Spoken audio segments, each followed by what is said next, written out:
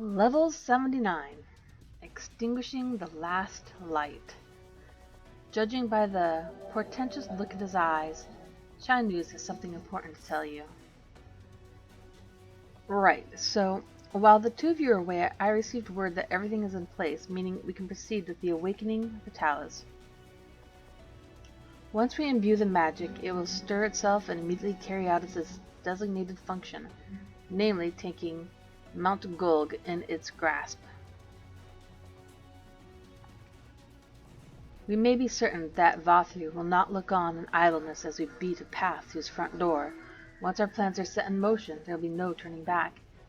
So see to your preparations as meticulously as you may, and I will give the order to proceed as soon as you are ready.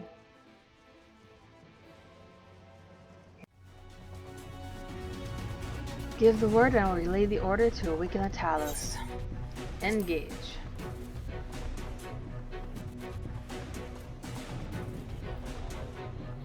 Very well, let us begin.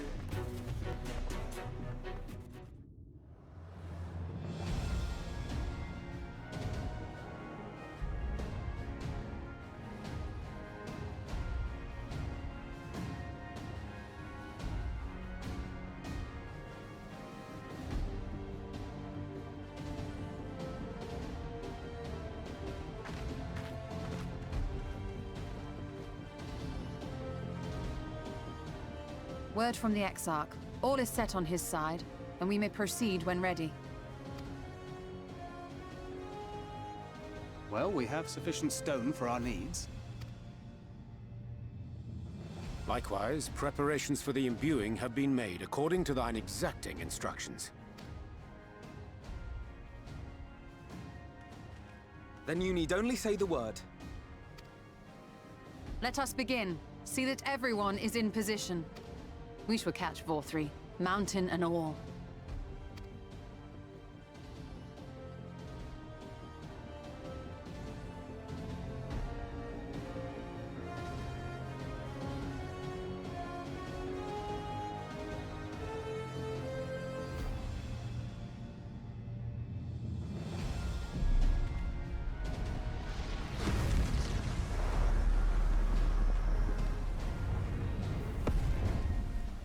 Here it comes!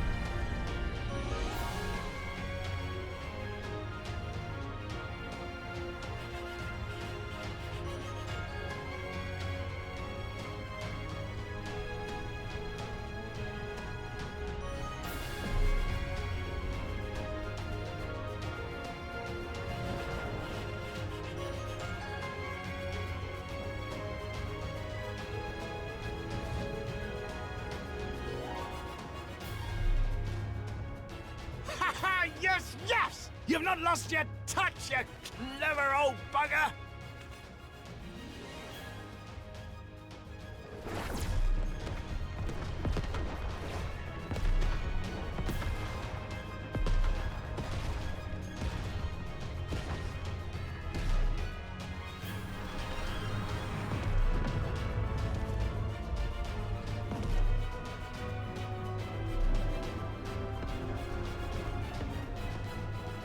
Do you see what they're doing? If its hands are damaged, it won't be able to cling to the mountain. Oh, I knew this was a terrible idea. 4-3 marshals the Eaters to his defense. This was only to be expected. We must try and draw as many of them down to the ground as possible. It may not be enough, but we have no other choice.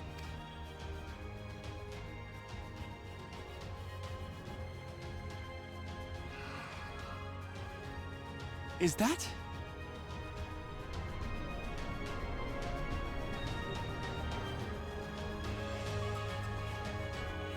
Such a heartless thing, our sapling is cold and cruel and heartless!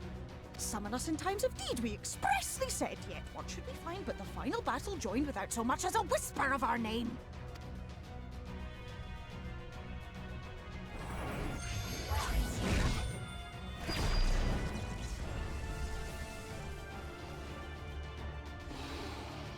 Yes, we may also have said that we Fae folk have no interest in the struggles of men. But if our adorable sapling had come crying to us for help, we would of course have flown to her aid. Of course we would. What are we to do with her?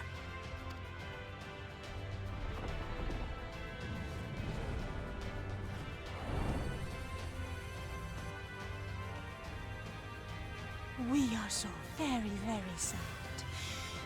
You will play with us. Cheer us up again!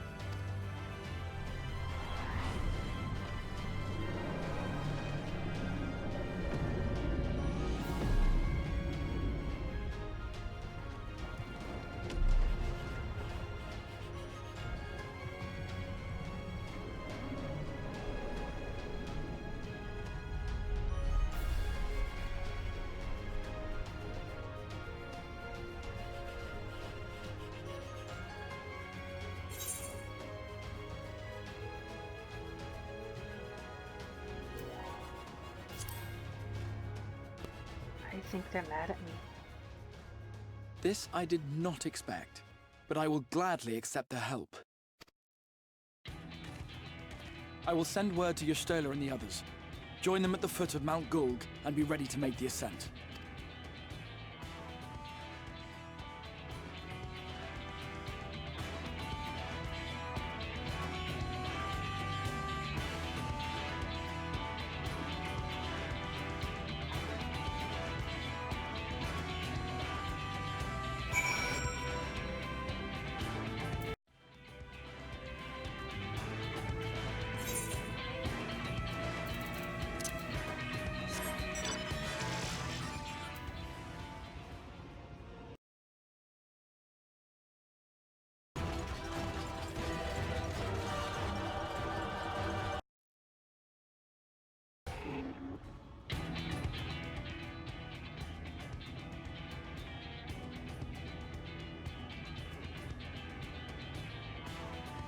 Everyone is here, good.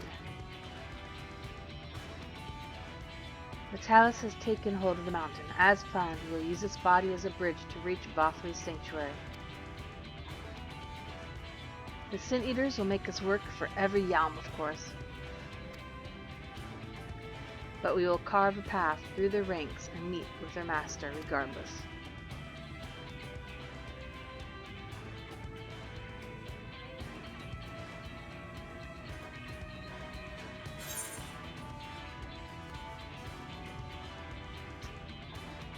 Last one's there.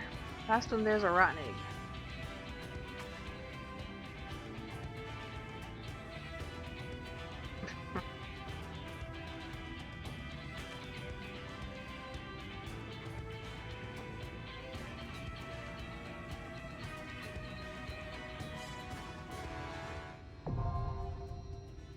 Ooh, Mt Gulg now accessible.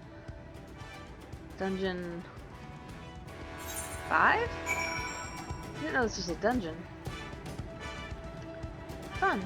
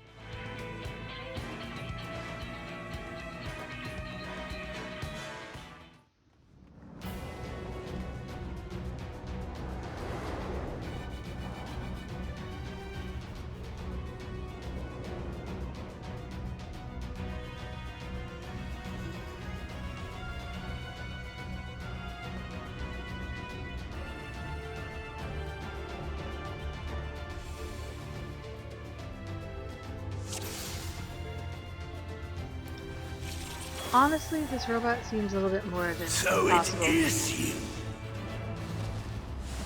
You will not defile my new paradise.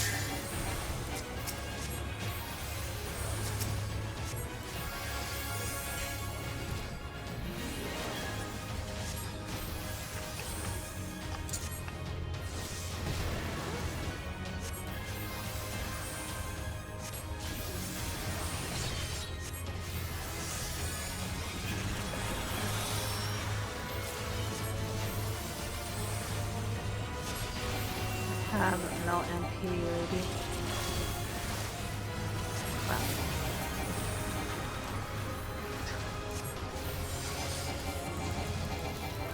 Oh my gosh. Crap.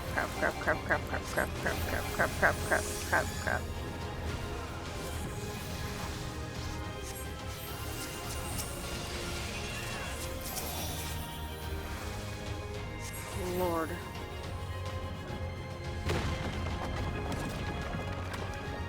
Making me wish I got NPCs. Oh my gosh.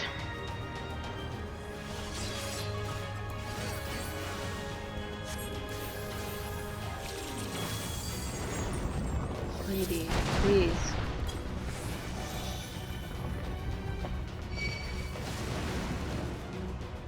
Oh my God, what is she doing?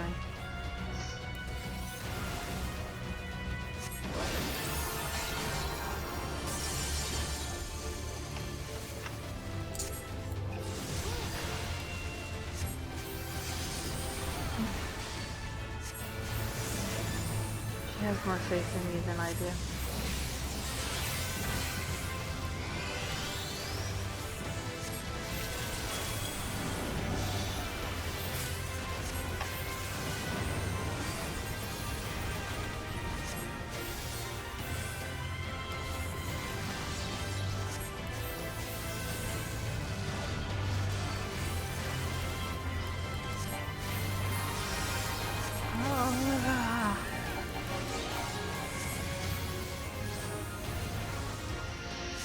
Fudge nuts. Is this supposed to do something? I have no idea what that does.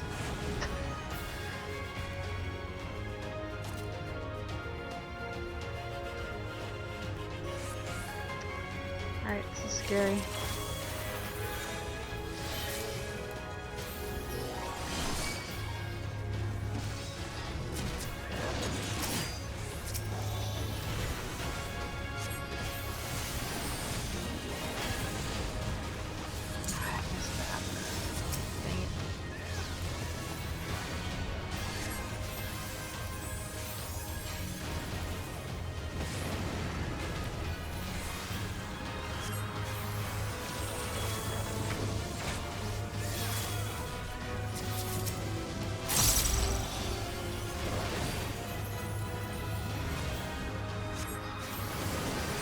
Wait for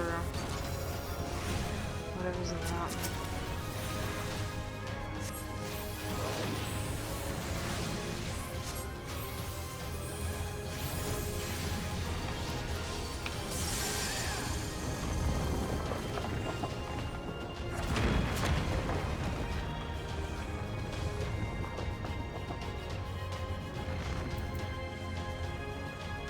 Alright, someone told me this was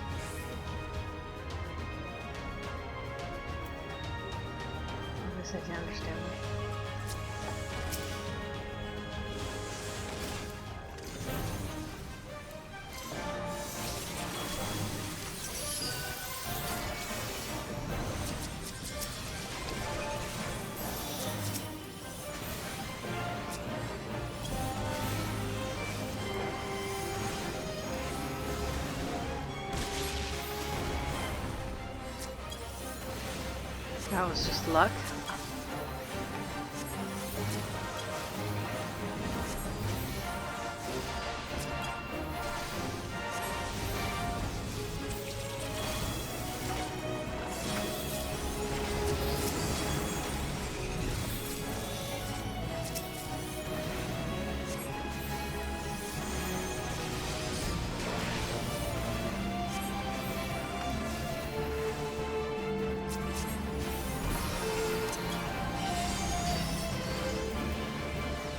Primed received the healing aspects of sludge nuts.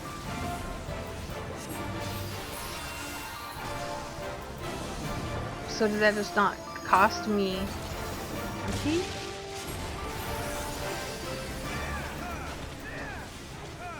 Primed.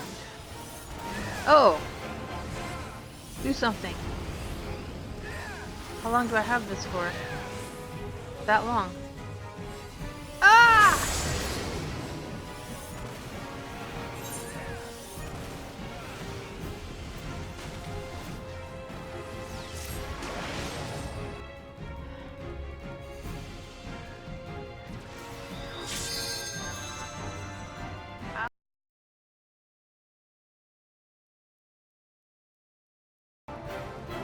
I almost won. It's embarrassing. So bad.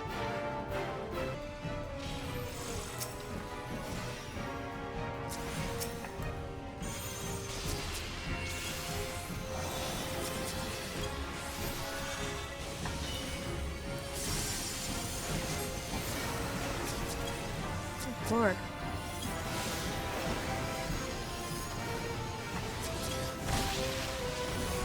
There's a laser beam. I didn't see what that was called.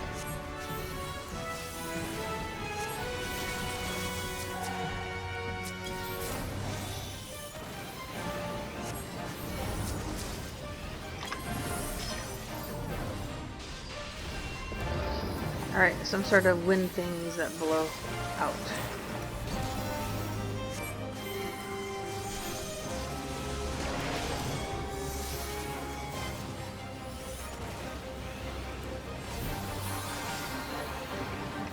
Still not sure what this does.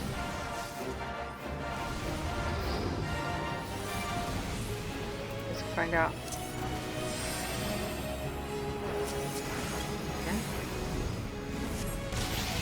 Okay. I need a full moon.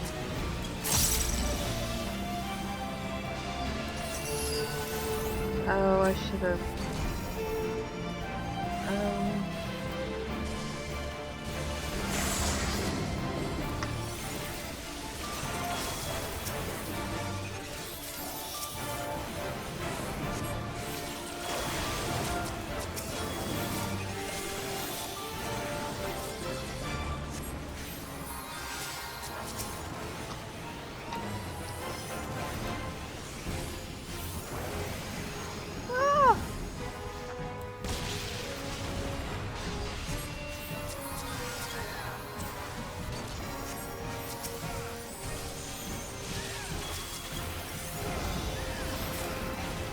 Typhoon wind. So the puffballs shoot circles, and the not puffballs shoot out.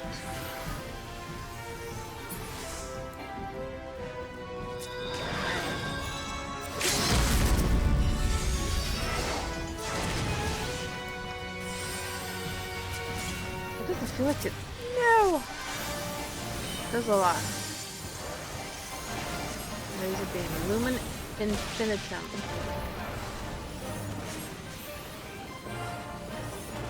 Why is my...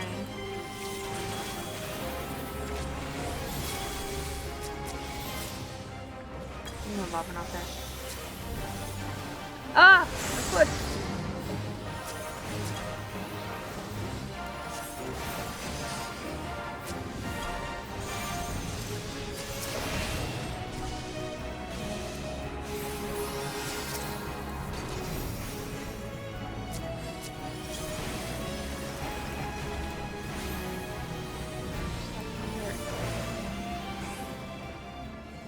Well, The important thing is I didn't kill them again. Less important is that this is dropping them up here. Oh, yay! Body. There he goes. He has so much faith in me. I don't know if I'm proud or terrified. Scurrying about my domain like insects! I will not suffer it! What? Oh. Beep. New stuff. Oh, nuts. Ah! Not ready. There's a thing. Oh, why did I do that? Start slamming buttons for that. There it is.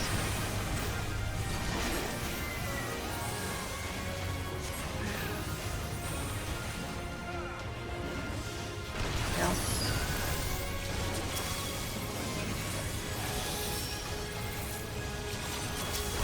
Like buttons. Feel the power now that you don't need it. Let me give you a white Minecraft cubes. For some reason. Ice? Ice cubes. Sugar cubes. Oh, I'm liking this fist or something. More white sugar cubes.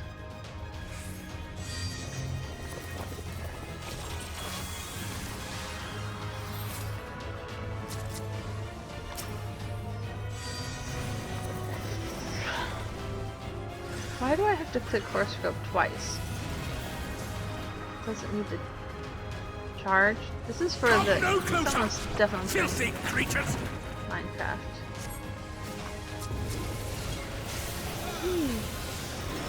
Ah! No!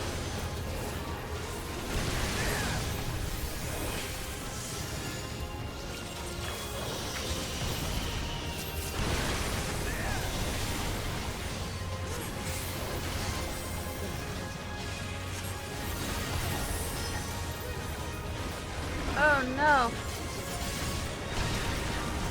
Oh.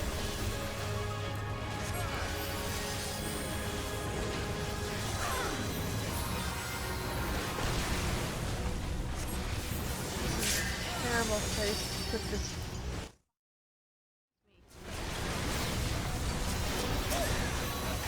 Oh my. It's bad when you try it first.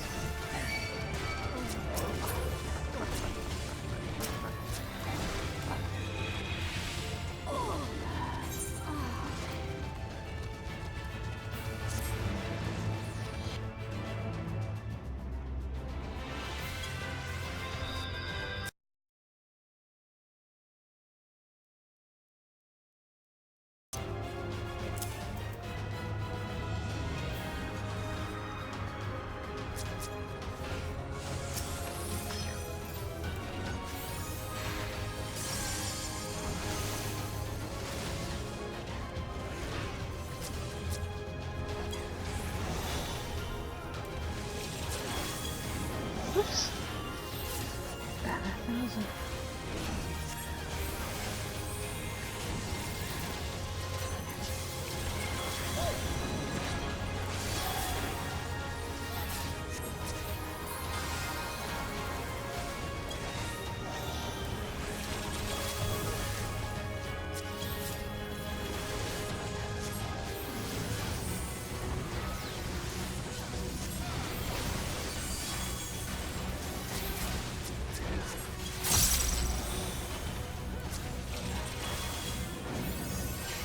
Ugh.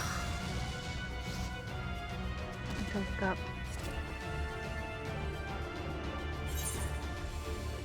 Oh no, he hates me. He hates me so much he left. Harsh. Harsh.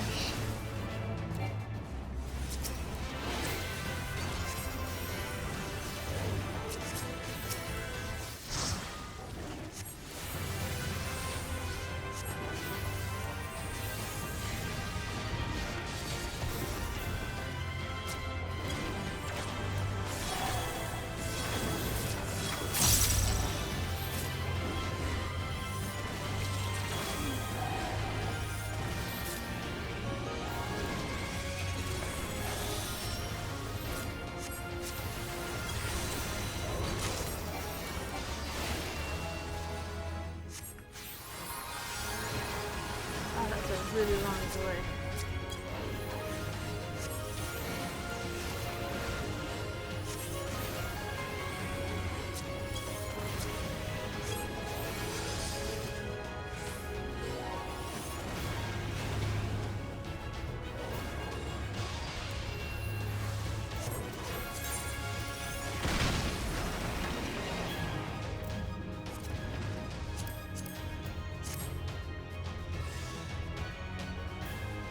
Oh, it's so white and pretty.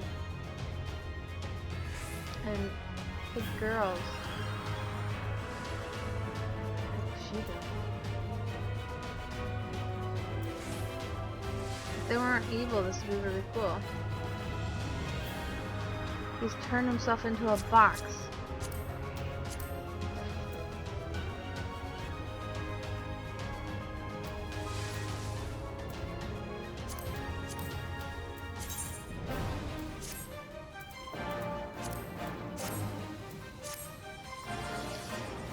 Jacket looks really pretty. Everyone's to the side.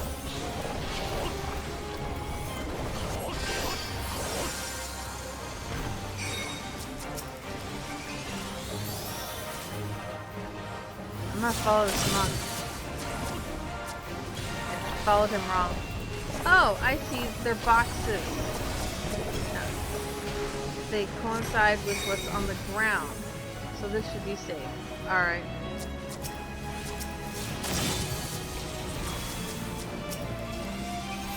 I just give the black page move on my bar. Got it.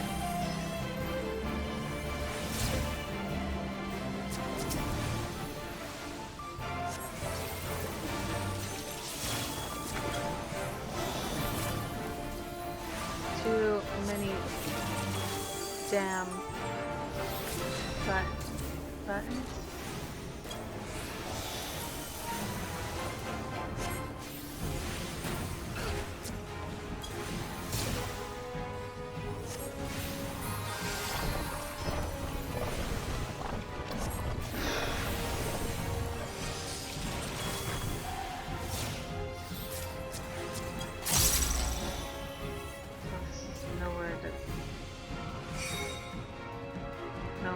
Nowhere close to divination.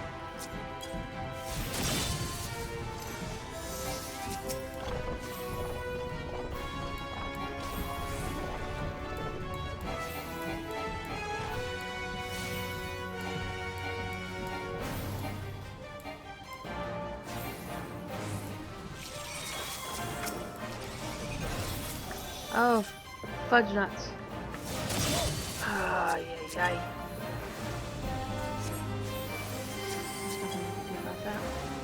Except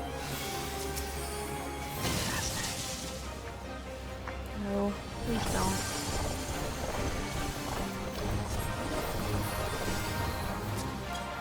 Why didn't?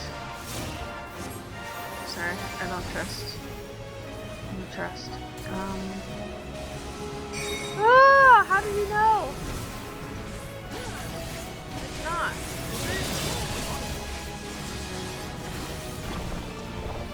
Back to the blacksmith bubble.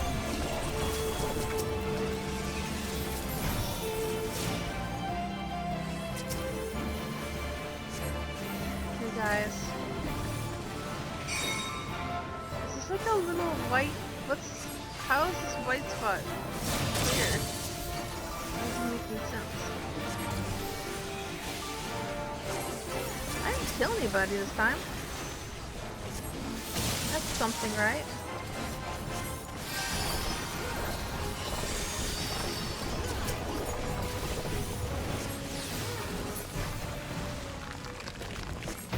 Oh, it's not the main boss. Right. Ninja. I am righteousness, I want to look at myself. and righteousness will prevail. I actually like this jacket a lot.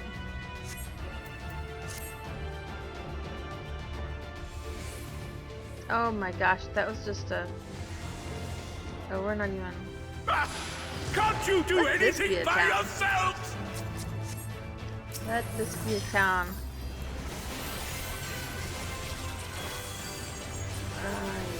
Yeah, there you go.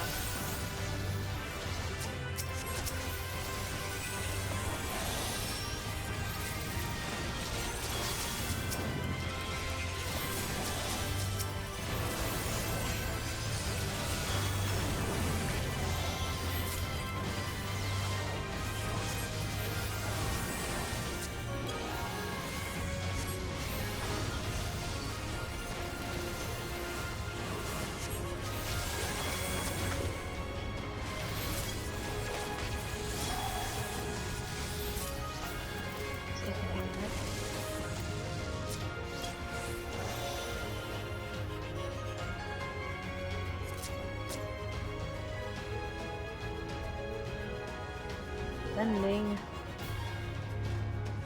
Oh my goodness, look at this beautiful world he made. So manicured.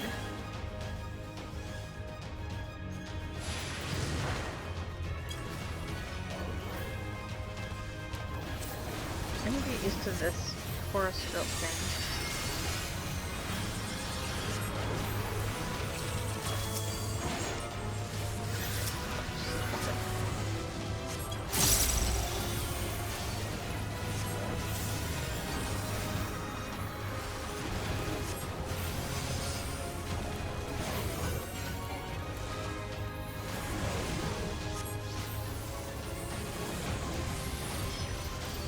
Oh, and then I lost it.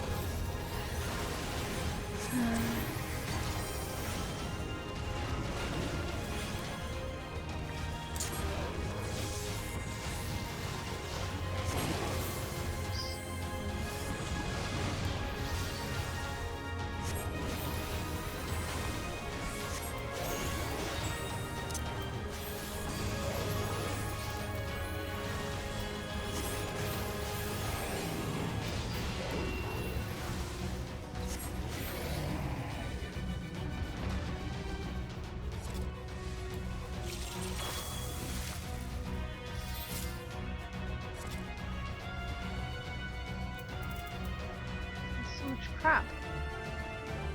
For paladins. Yay!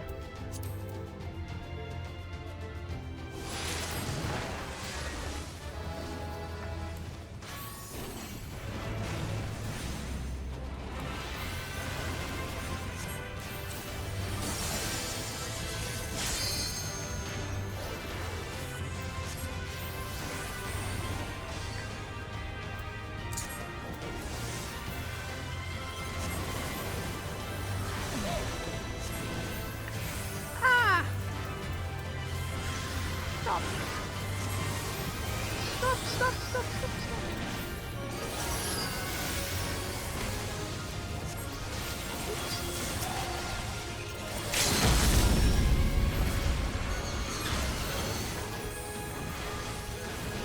So everyone wants to do boots.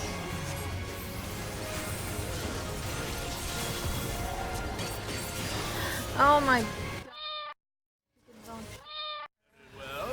If you will not be discouraged.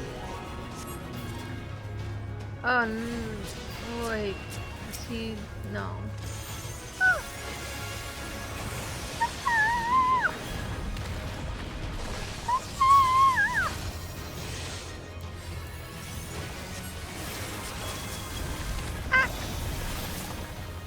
Are the balls shooting the lines?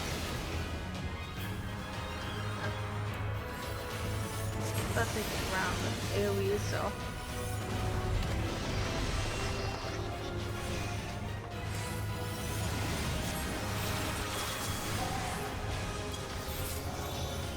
Oh, I have 3 quarter meters.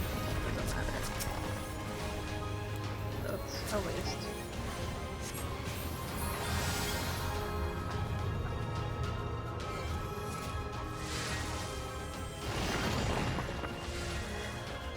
Oh, rubble. Rubble. Haha, you have to wait for my cutscene. Someone has a bust up there?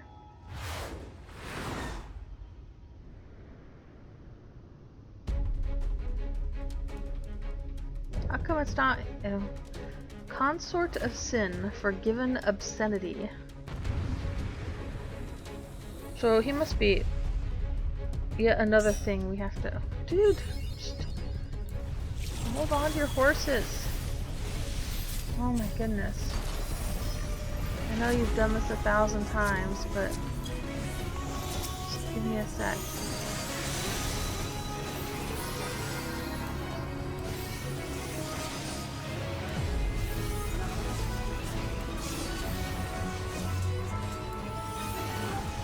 Stop them, damn you!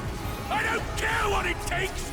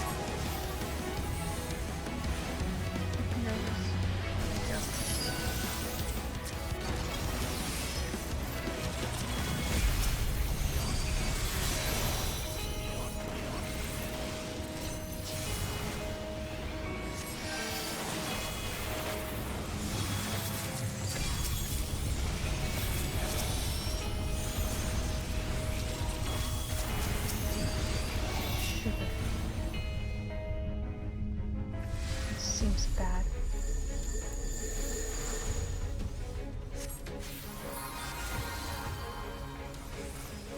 They're hopping. Like I should know what to do.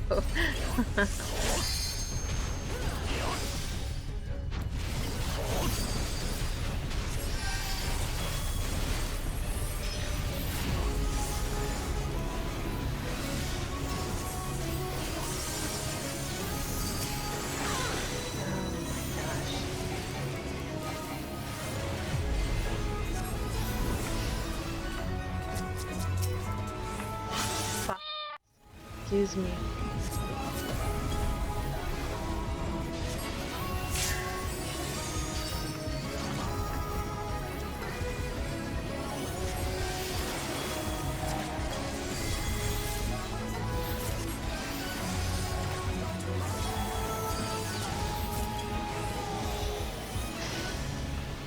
More.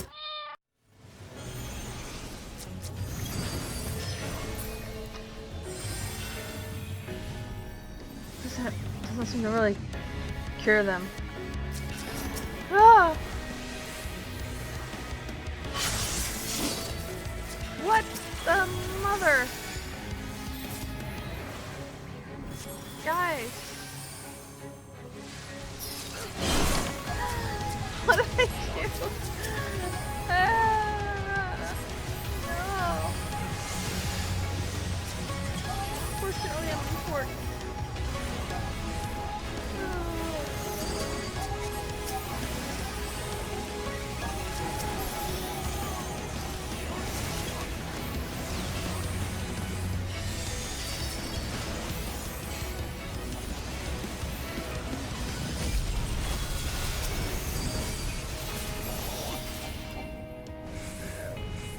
Lord. Okay.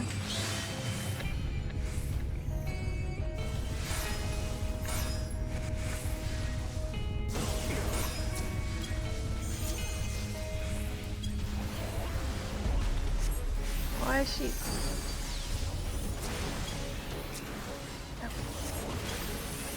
Me hitting myself on the table.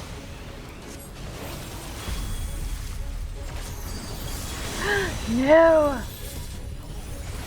No! Oh, what's wrong with me?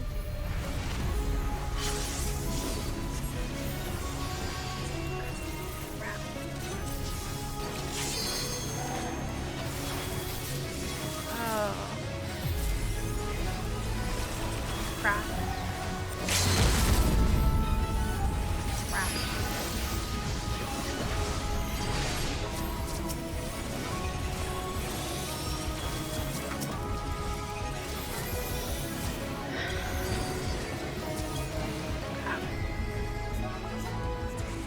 Why? Come on.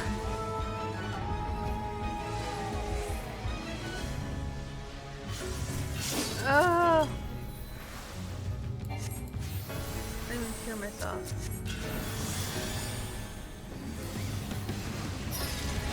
Oh, those look like I can't even see. Oh my.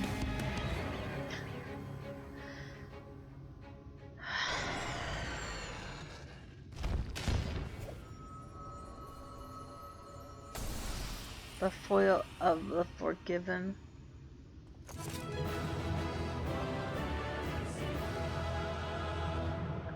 But hey, I got this new shirt. I wonder if it's dyeable. Oh my gosh, guys.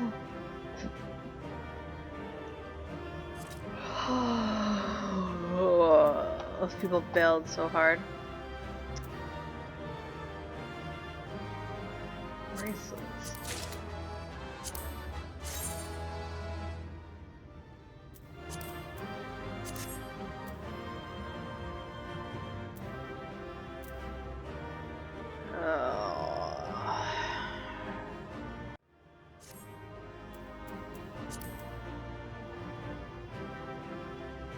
Now I look like an Australian. That is a mighty fine hat. I guess.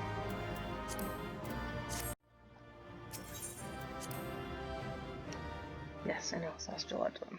Astrologian. Oh man.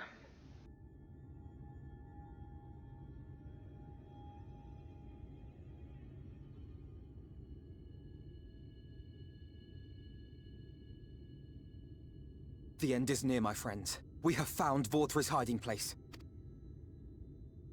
Unrepentant villains! Will you not be satisfied until you have brought disaster down upon your heads? By your wickedness, you stand to gain not ceaseless comfort. Had you only entrusted fate to me, there would have been peace for all. You could have lived bliss in my eternal paradise, free from the burdens of conscience and purpose. Peace assumes many forms, and I do not doubt that you considered yours well worth the cost. I was even prepared to believe that the end might justify the means. Ignorant as I was, I had hoped that you might mend your ways and join hands with us. That we might strive together for the happiness of all. But no more. Your actions cannot be reconciled with your words. Peace for all, you say? Yet when you were threatened, your first act was to sacrifice your own people in order to save yourself. If your paradise can be rebuilt so long as you alone survive, it exists not for the people. It exists solely for your twisted pleasure. Hear me, Vorthri. The people won't submit to your will, for we each have our own. I made a promise to a noble soul, a woman who saw fit to entrust me with her legacy, and I mean to keep it. Everyone who stands with us has something precious, something that they cherish and would die to protect. They know their own hearts. They know what they want for this world. And by lending their strength to our cause, they have spoken. No matter how hard you may try to bend the world to your will, we will never yield! Silence! Not another word!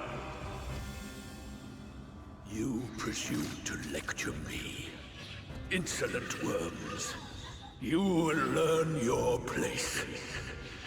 With my true powers awakened, I will expunge you like the filth you are. Your demise will serve as a reminder to all that I am the zenith of mankind and Sin Eater both, chosen to rule over creation by right of transcendence. My very existence is virtuous. I am perfect, immaculate. He seems disinclined to grant us an audience. Find Vorthree. We will hold the Eaters here. Come! Let's finish this!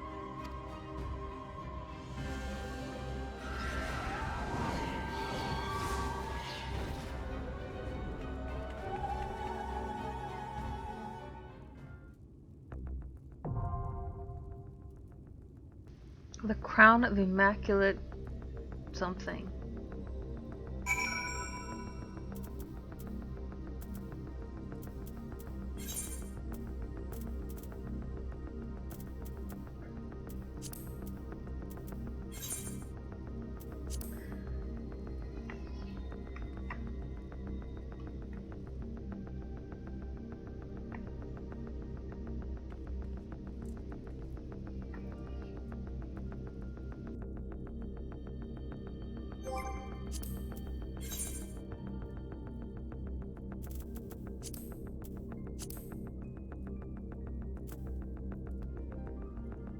Is this Innocence?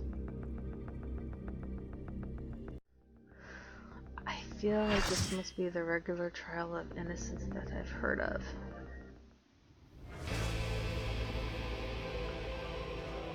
Crown of the Immaculate. Are you so determined to die? One last chance, villains! Bow down and acknowledge your king! Your god!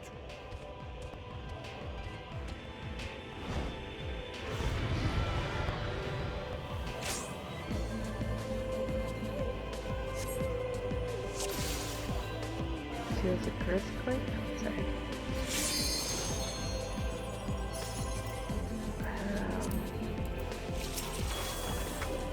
Why was he called Innocence? It's interesting. Come! Prepare for judgment!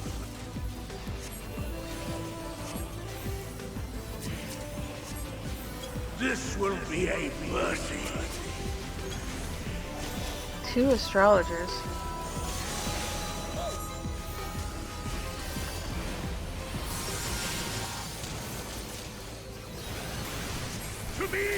Lots of gold filigree. It's like church.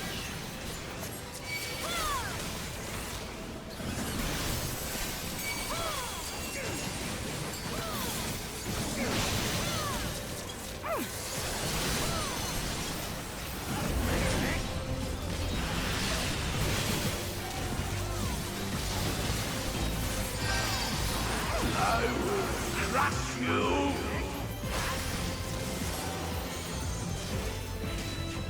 Like his baby wings. If you refuse to die,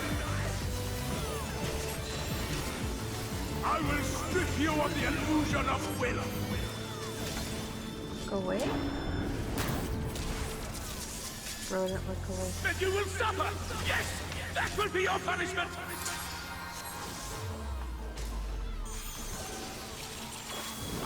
Receive of me my blessing. I want Fire! fewer.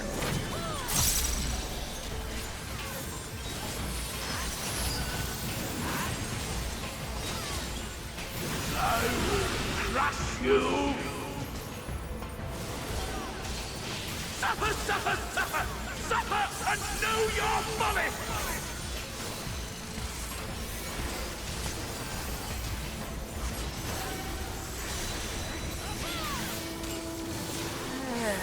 don't know how to work with another astrologer. I will I strip don't you know of because the this is illusion of astrologer. will.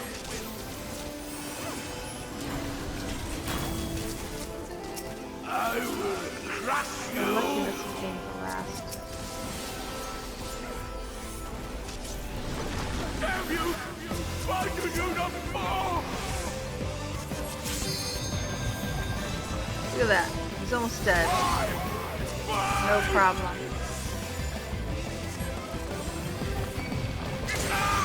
It burns! It burns!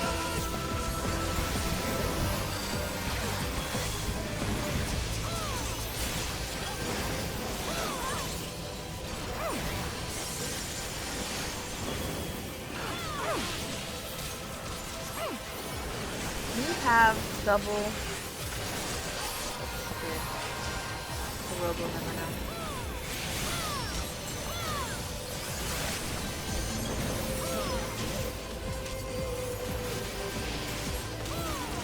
What? What is this?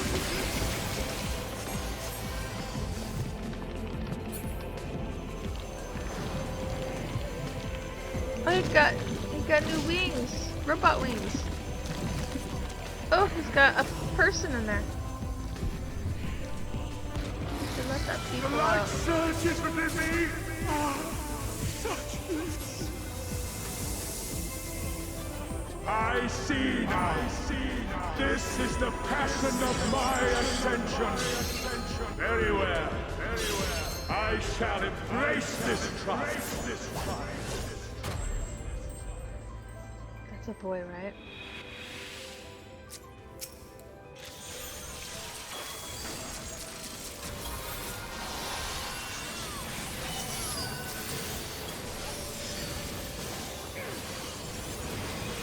Feel my wrath.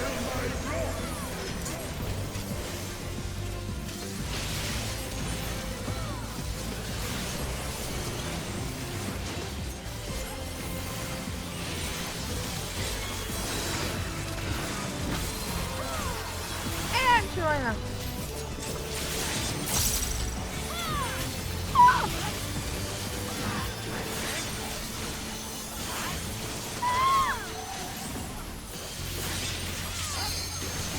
Get lava.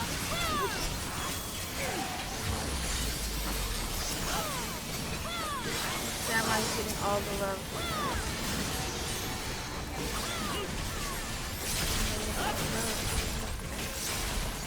Hey! Yay! Yay! Yay! Yay! Yay! Yay!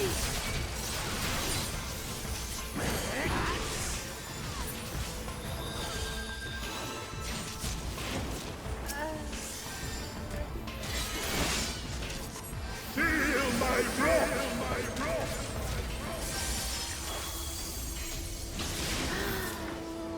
Oh, that's my divination? Or did I use it? Oh.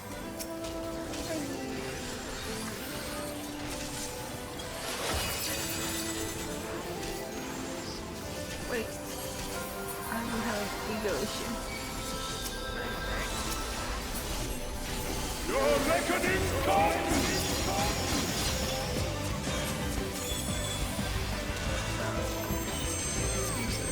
Not good.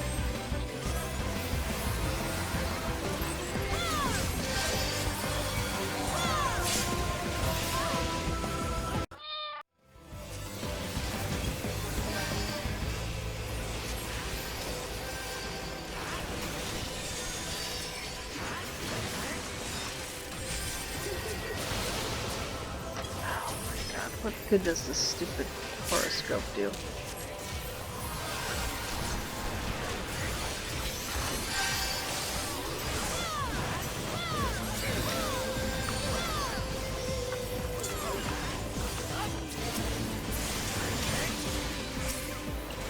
I shall excite the sin of your existence. Yeah.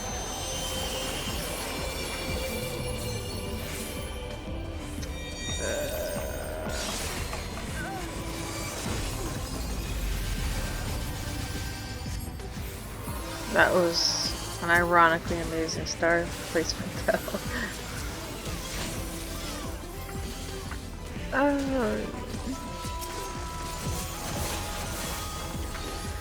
Ah! I need a sun.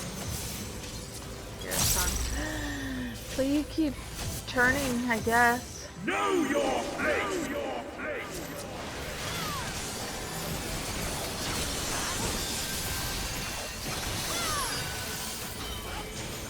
Oh, they aren't each dead yet.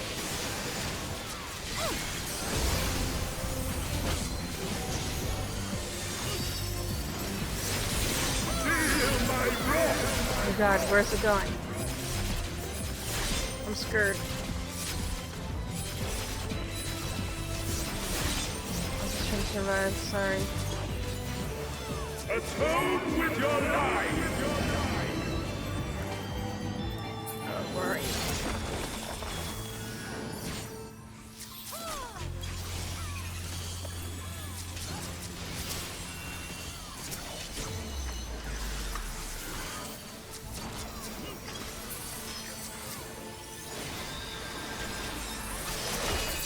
%. Why? Sorry.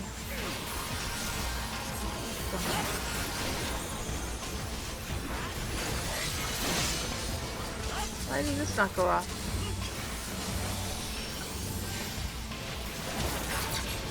Know your place! Why are we being bad for this?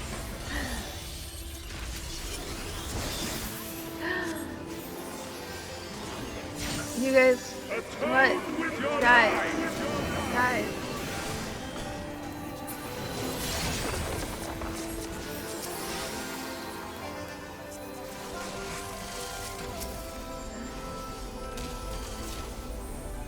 Feel my wrath!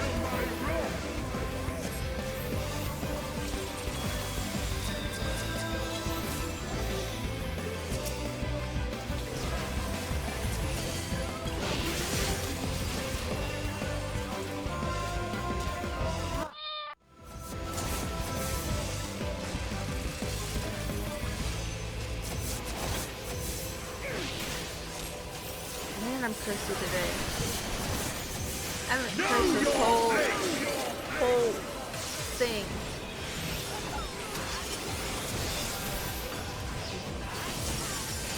White mage spell that senses.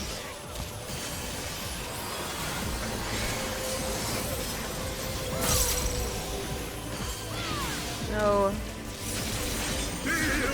No. No. No.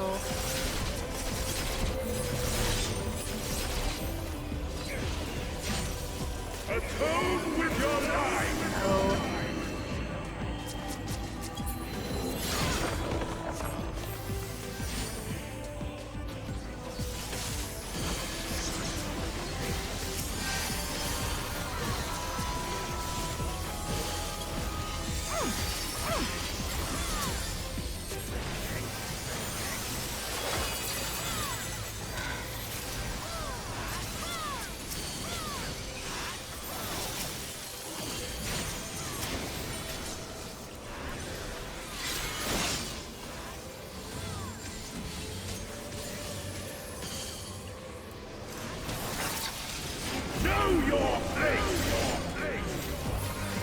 But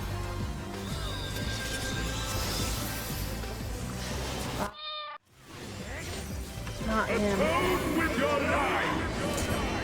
No. Anybody but that dude. You're too important. I feel like you know stuff. Feel my wrath!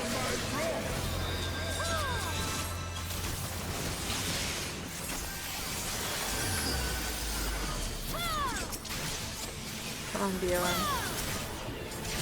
It's all you, bro. Ah! I just better scream. Oh.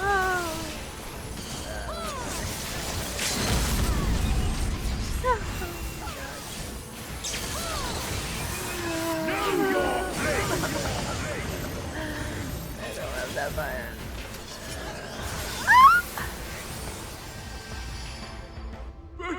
Hey, first time.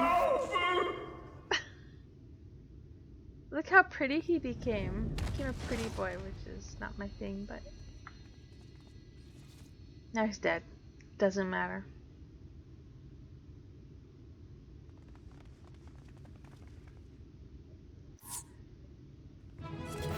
This hat gets the hair out of my face.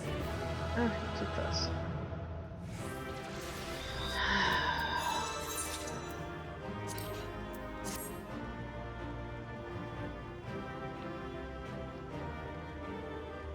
Aww. Oh. Can only get so close. Well, thanks for those people that carried me.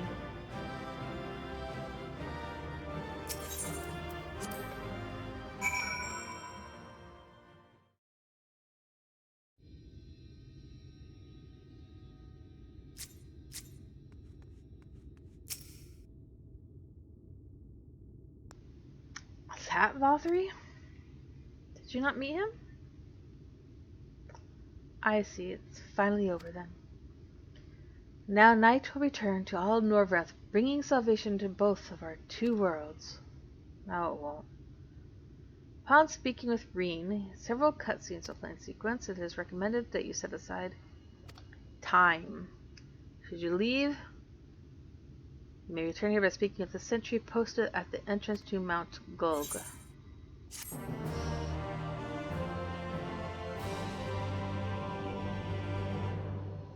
Yay, movies.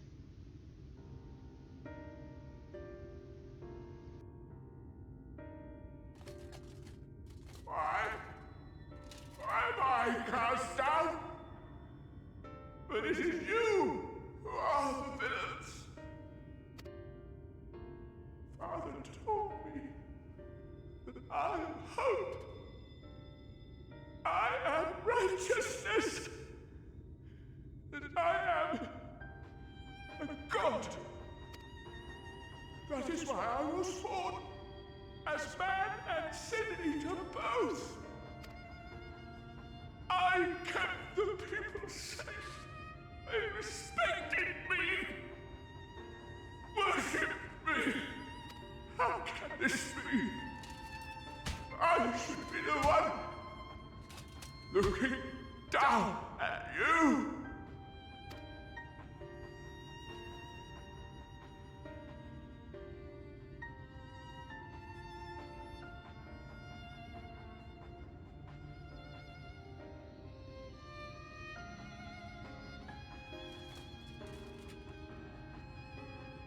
Help me, damn you!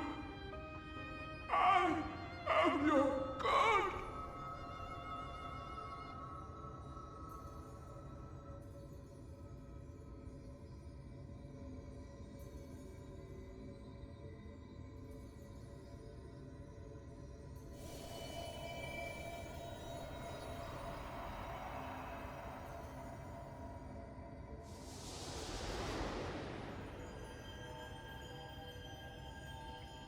I do feel bad for him.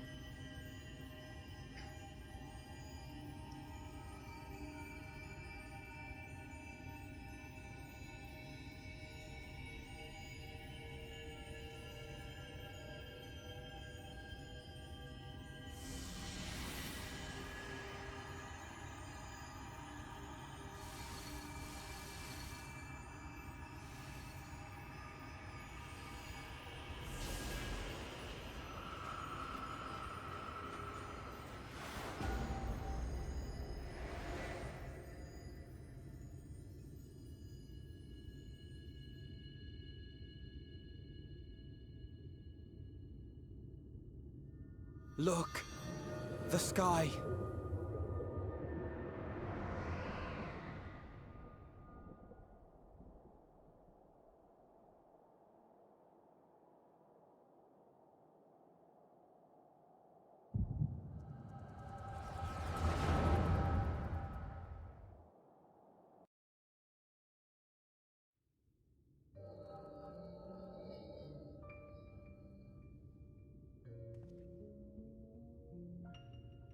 Fools! Were it not for my decisive action, the whole city would have been overrun, razed to the ground. Yet they dare to complain about casualties? Spare me. I'll wager they were put up to it by those wretches who seek to usurp me. They're stirring up the citizenry. But if they think I will yield to the likes of them, they are gravely mistaken. To be subjected to such deplorable treatment, such ingratitude. You have my sympathies, sir. You do so much good for this city, and you could do so much more were you not surrounded by fools.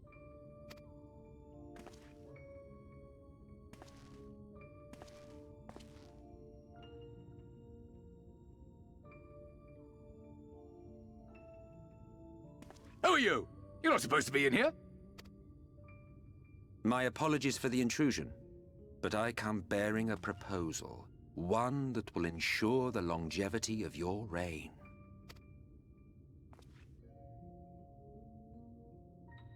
But give me the word, sir, and I will bring hither a light warden. By giving its power to the babe within your lady wife's womb, we shall create a transcendent being. A king to rule over all. And as sire to the king, your authority will never again be in question.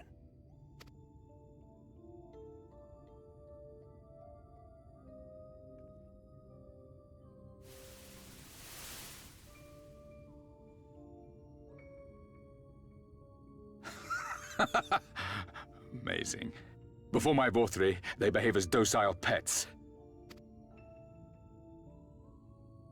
With this gift, my line shall be guaranteed power for perpetuity. We shall rule the whole world. By all means, sir. United under Yulmor's banner, men will cease fighting and abandon their ambitions. Thus, they will grow fat and complacent, and in their sloth, seal your supremacy.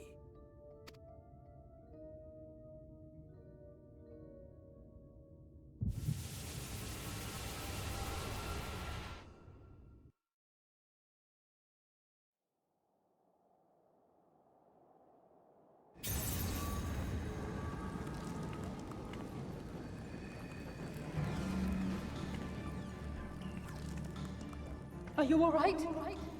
Say something!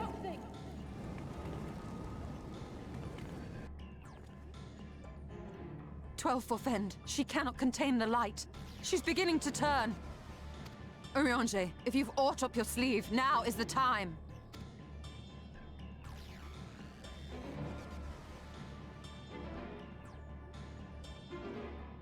It's changing back.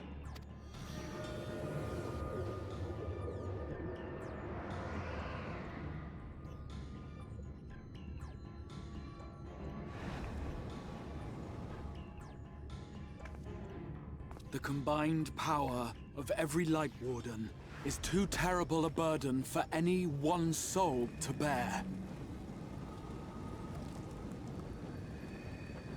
And so I shall relieve you of it.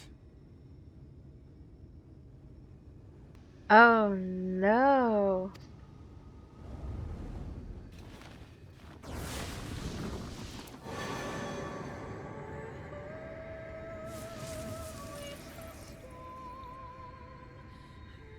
Exarch! What are you doing? He wants to become a god.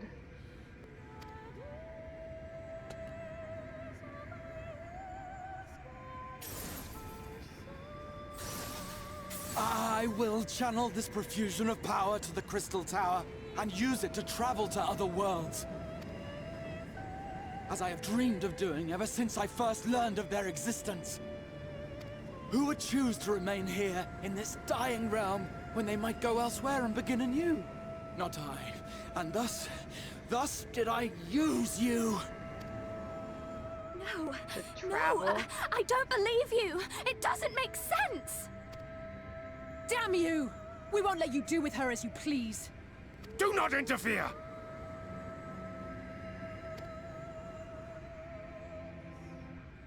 Please, I beseech you all, let him go!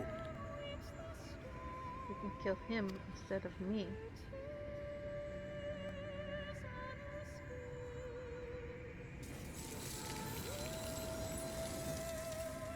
You knew of this, Urianger.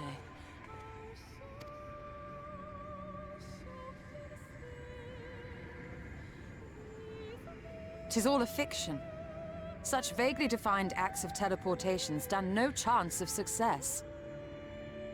The Exarch will never live to see another world, as he knows only too well. Then, what does he mean to do? He means to take the light with him into the rift, where he will die. From the beginning, he intended to sacrifice himself to save our friend and Norvrent. Then why the speech?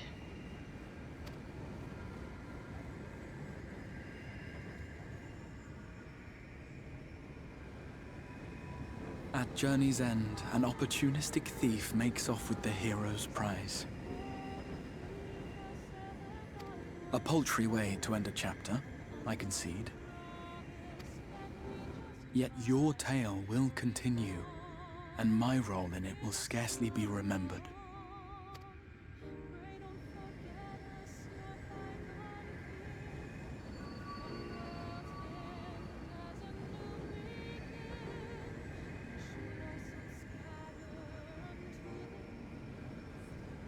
Worry not.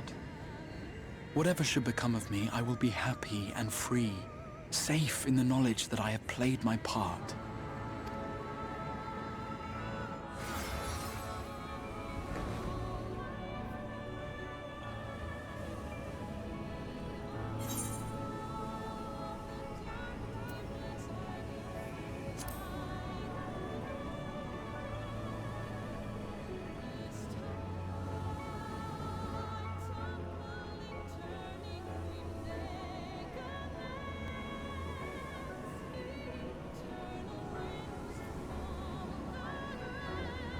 Thank you for fighting for this world, for believing. Fare you well, my friend, my inspiration.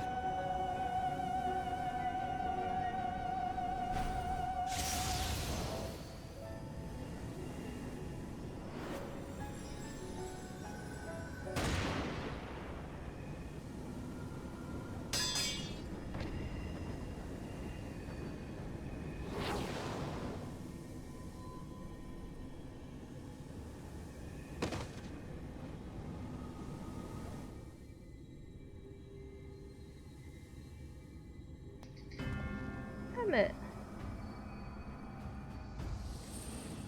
Only those who possess the royal eye of the Allagan Imperial line are capable of controlling the Crystal Tower. Such individuals do not exist in the First. Therefore, in all likelihood, the Exarch arrived here with the tower. This much I had surmised, yet I could not discern his grand scheme. To think that he went through all this trouble for the sake of a single hero. It's almost admirable in its absurdity. Alas, it is not your grand scheme that will succeed, but ours. You bastard! Stay put. Your friend is still alive, but whether he remains so depends on you.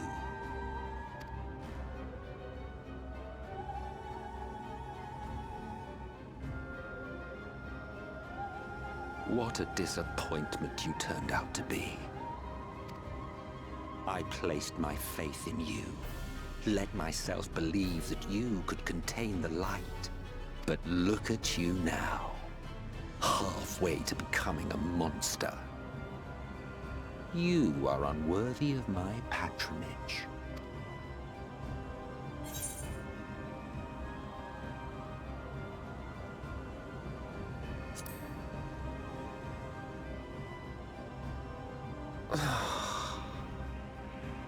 I am an Ascian.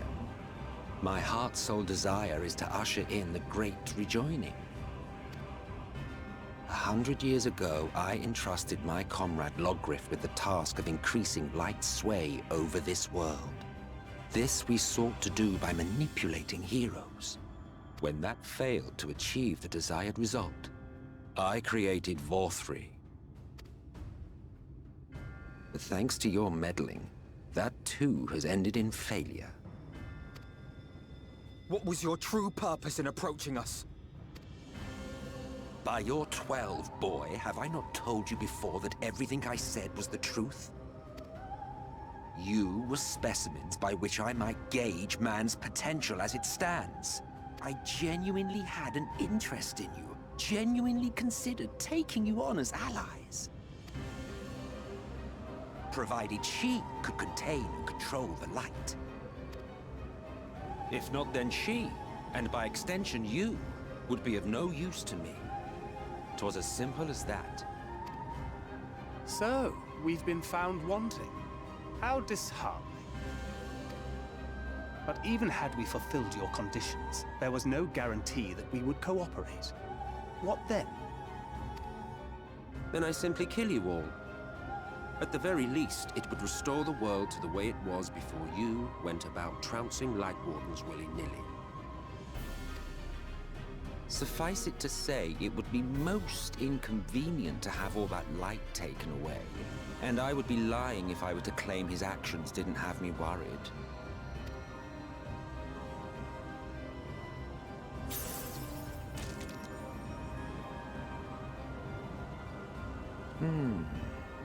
You still retain your form and your senses. But you have all but become a Sin Eater.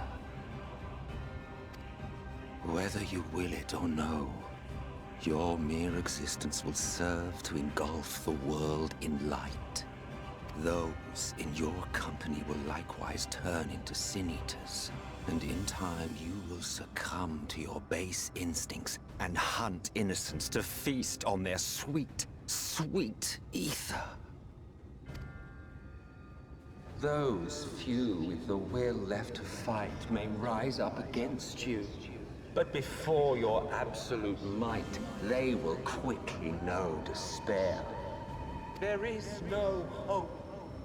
We are finished. Mankind is finished.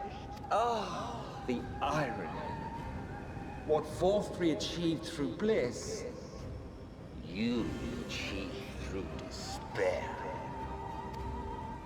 But I have overstayed my welcome. I shall look forward to seeing you bring the world to its knees, hero.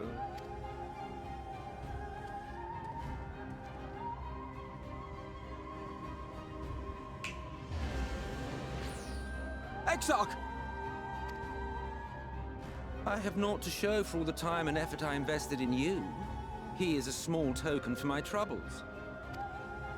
I did not expect that I could learn aught from man, but I may yet learn something from all the knowledge he had hoarded for his precious hero.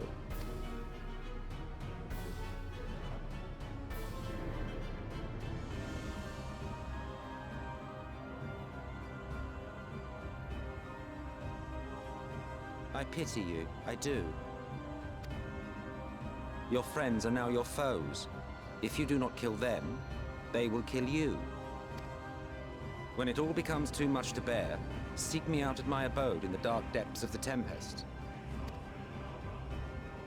There, you may complete your descent into madness, with some dignity, far from prying eyes.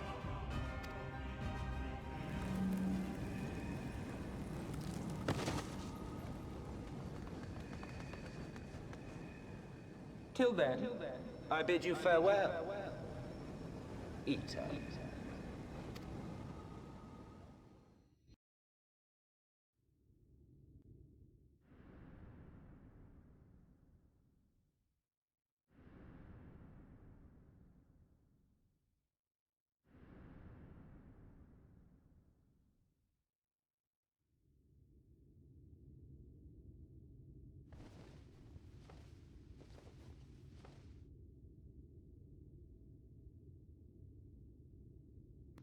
If it wasn't for the hat, I'd say it was just a bad dream. Ah, finally.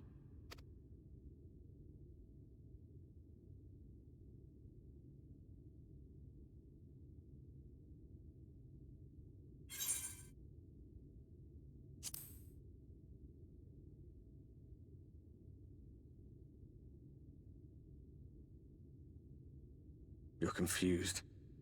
And small wonder. After you collapsed, Emmet's self vanished.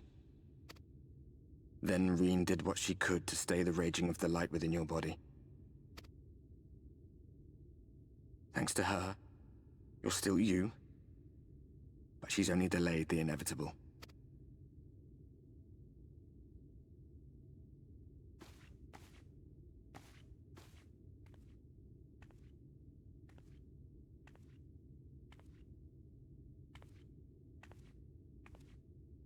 You're not going to like what you see, but you still need to see it.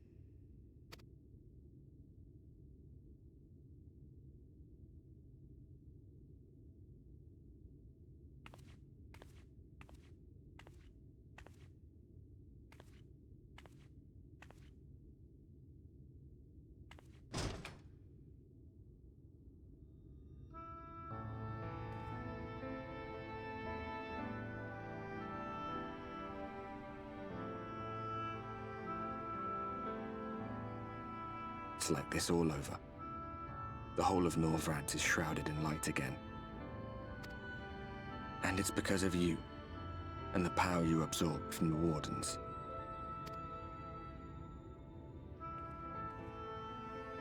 No one knows but your friends. When they carried you down from the mountain, they told everyone waiting below that they didn't understand why the light had returned. And now they're out there trying to allay the people's fears, while searching for a way to save you.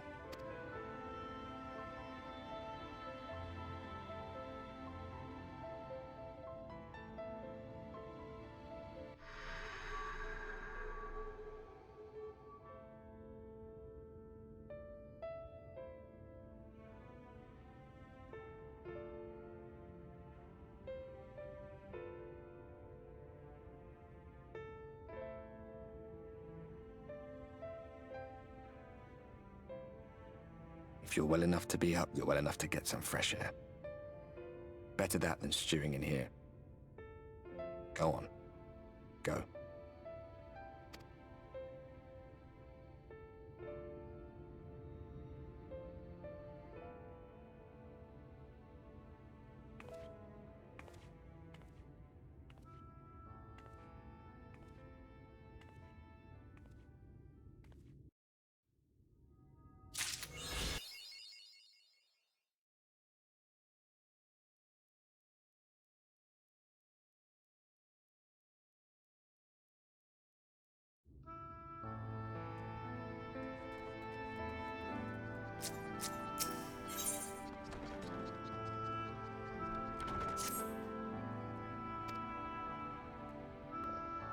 You're awake. You were injured during the fray on Mt Gulg, yes? I was here at my station as always when they carried you in on a makeshift stretcher looking disturbingly bereft of vigor. And to compound my worry, the sky has, well, I'm sure you've seen it, has everyone rather concerned to say the least. Seeing you up and about is the first good news we've had in a while. Assuming you feel strong enough, would you mayhap consider a stroll around the city to reassure our anxious citizens? Bragi was one of those who helped convey you to your chambers, and he has visited several times since to inquire about your condition. It's been light for 100 years. They'll be fine.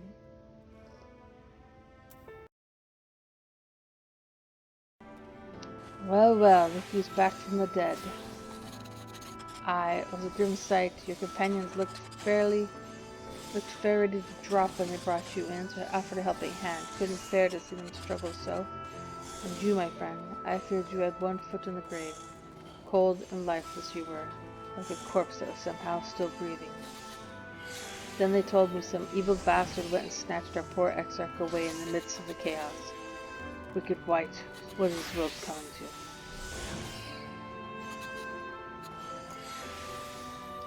Bah, that moaning never solved a thing, did it? Nay, it's times like these. We Crystarian folk stand tall and do what needs to be done.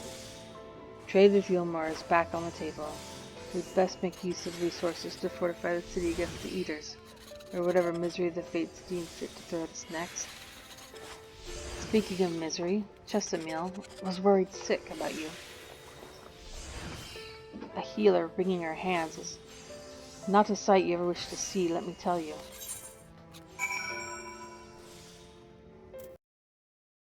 I know that there's a whole quest line at 80, so it's far from over.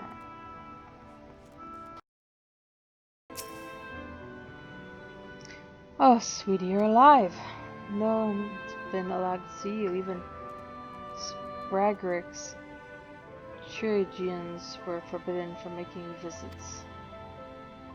Reen was kind enough to tell me you were showing symptoms similar to eater corruption, so I suppose there was little any of us could have done for you in any case.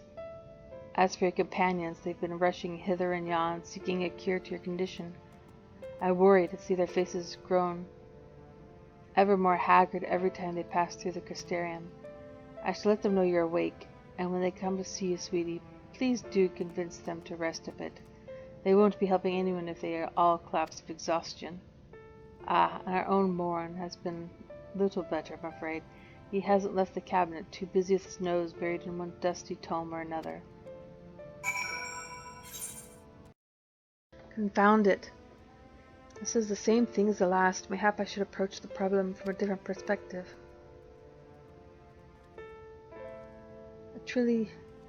Is it truly you, not some figment of my imagination?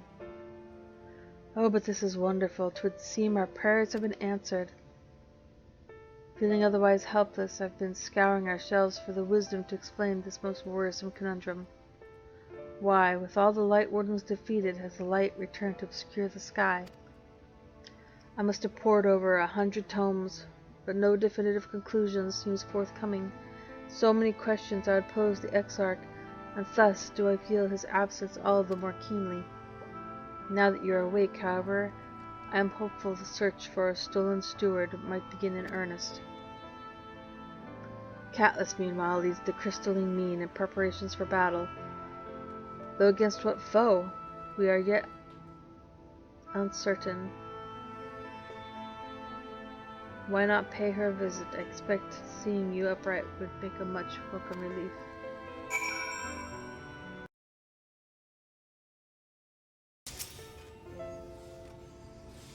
Alive and well, I see. You gave us all a proper fright, you know that? Not a day's gone by that I haven't heard folk worrying what's become of you or the Exarch. Anyway, I'm glad you've recovered enough to stand. You're not planning on striking out straight away, though, are you? I was hoping to have a better look at your equipment.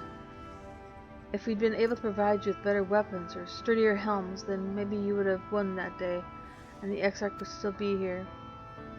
As such, we're keeping busy consulting each other on new forging techniques and designs and the like. If you could stand still a moment, I'd like to assess the gear we're trying to improve.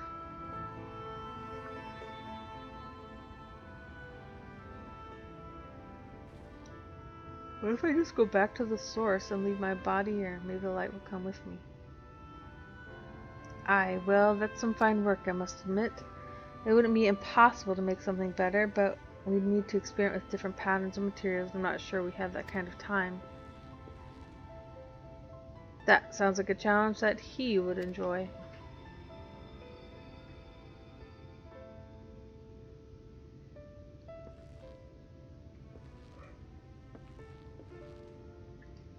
Greetings, Glynnard. The master of the stairs is running his own errands now, is he? Aye, well, my servers are distraught enough as it is. I didn't want to crack the whip too hard. But never mind that. I'm thinking our absent genius and his epiphanies are the perfect answer to this predicament of yours. And by genius you mean old Grenholt? He is a man of unrivaled gifts. I won't argue there. But what good does his talent do us if we can't bloody find him? No one's seen hide nor hair of Grenholt since he's wandered off some years ago. You know what he's like once he latches onto an idea. He's probably cloistered himself in some forgotten cave, completely absorbed in his latest creation. Won't even know where to start looking. That does make things difficult. Still, if that eccentric is someone you're destined to meet, I'll wager he'll show up soon enough. In my time at the bar, many the tale I've heard told of strangely fated encounters, even if a few of them might be stretching the truth just a bit. We'll keep our noses to the grindstone for the time being, but on the off chance you do encounter Grenold, you'd be wise to take advantage of his brilliance, rather than wait on our slow and steady progress. This is all talk for when you're fully recovered, of course. I'll let you get back to convalescing, eh? Ah, before you do that, you're actually the reason I came over here in the first place. I don't suggest partaking of my stock until you're properly well, but if you're passing near the stairs, then I've a regular who's eager to meet you.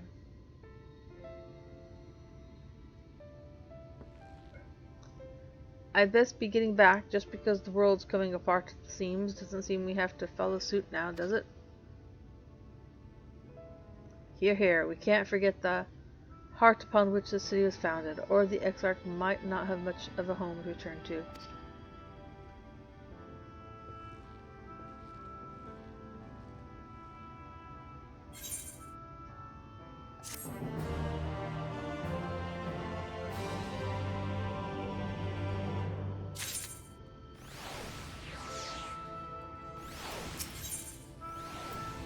In his garden.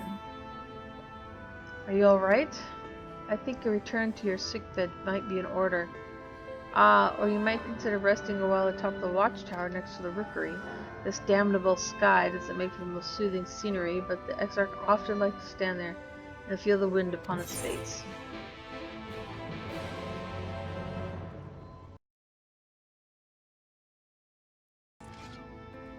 How do you like 3 nuts?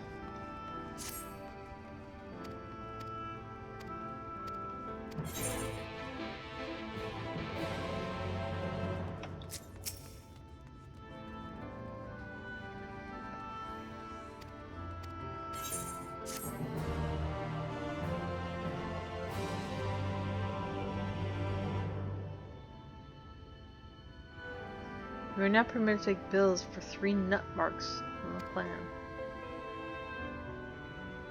New quests and elite clan mark bills will become available from Haldor and the Christian upon reaching level 80.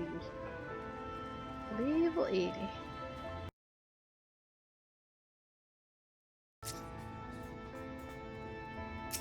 Seems like a dangerous place to hang out.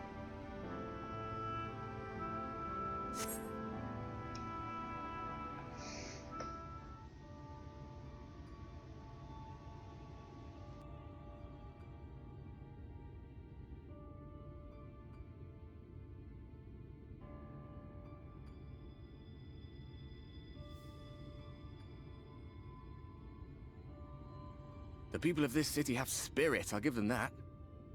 They've not lost the will to fight.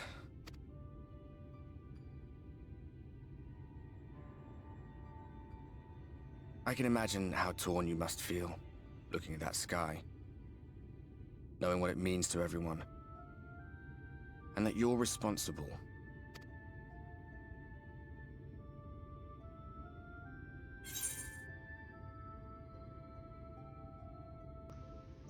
The secrecy is worse. I'd rather people knew.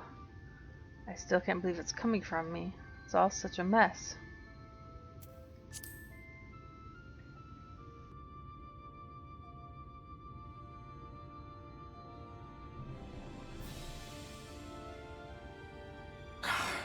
Neither can I, to be honest. But you heard what the Ascians said.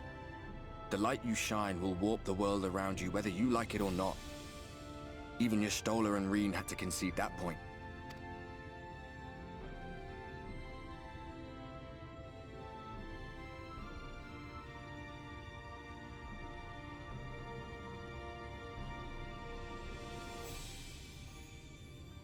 You're in a corner, and there doesn't seem to be any obvious way out. But that doesn't mean it's over.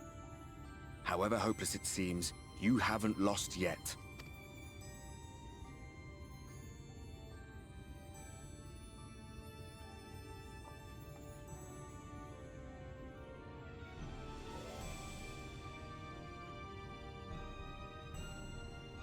I remember looking up at the sky like this before. Being caught up in a strange kind of calm. It was after we realized we were responsible for the flood. When we resolved to journey to the source by taking our own lives.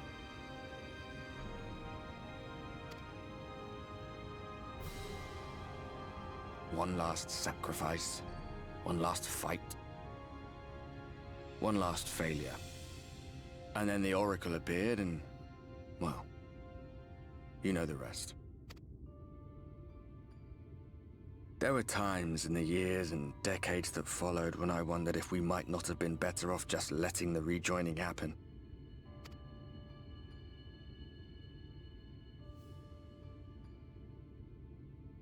That we'd made one last mistake. But seeing that giant Talos stir to life cured me of any doubts I still had.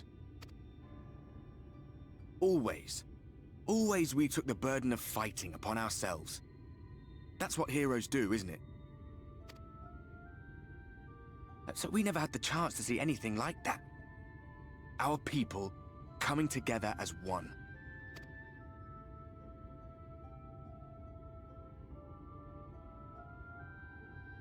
To think that their hope still burns so bright.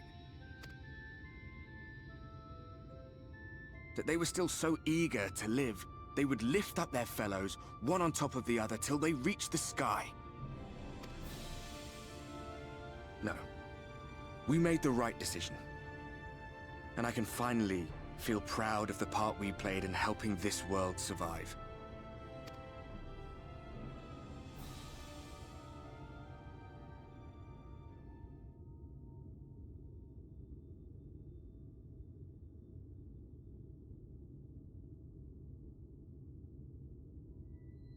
Well, come on then.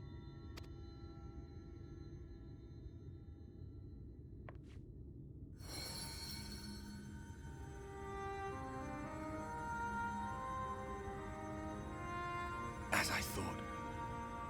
What happened between us was no coincidence.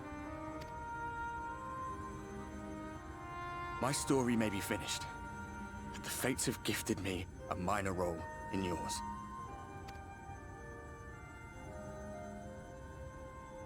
I suspected as much the moment I realized you could hear me. But it's hard not to doubt yourself when you're the man who caused the flood. I was afraid to do anything more than watch for fear of making things even worse. But no longer. After all, the path I once walked is now yours to finish.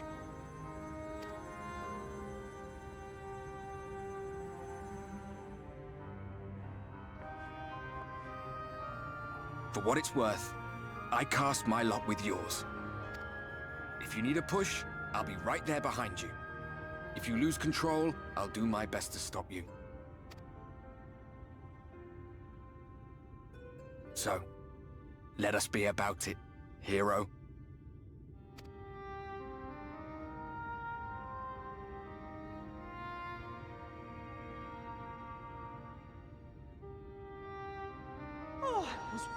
You were up here all alone, brooding and fretting and wallowing in your woes. But look at you, grinning at nothing like a pollen-drunk pixie.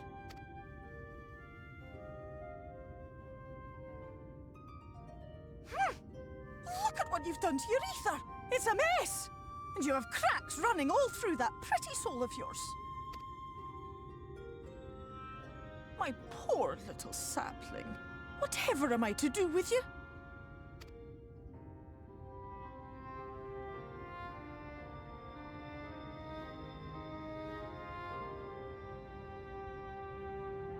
Shall I yield up my throne? You could claim it, cut ties with the mortal world, hide away in the castle.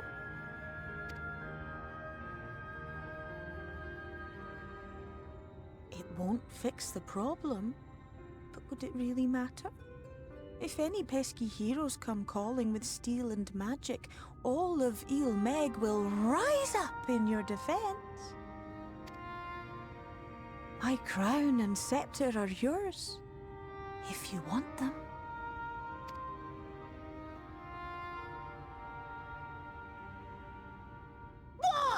give me that look? Of course I knew before I asked that you'd never ever heed such a wicked suggestion. And besides, what would become of my precious and ephemeral flower?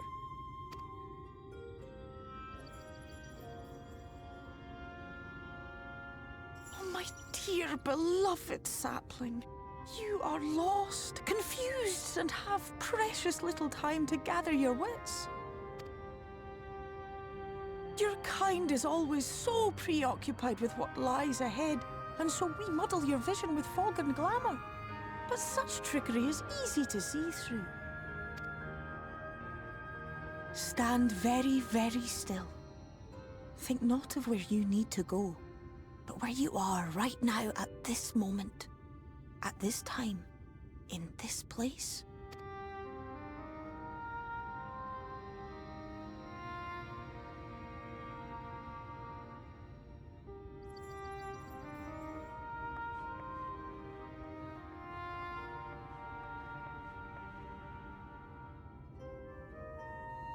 Our cairn of crystal. From shadowed hood he watched you go, his ruby eyes with warmth aglow. See yourself as he saw you, and that shall be the clearest clue.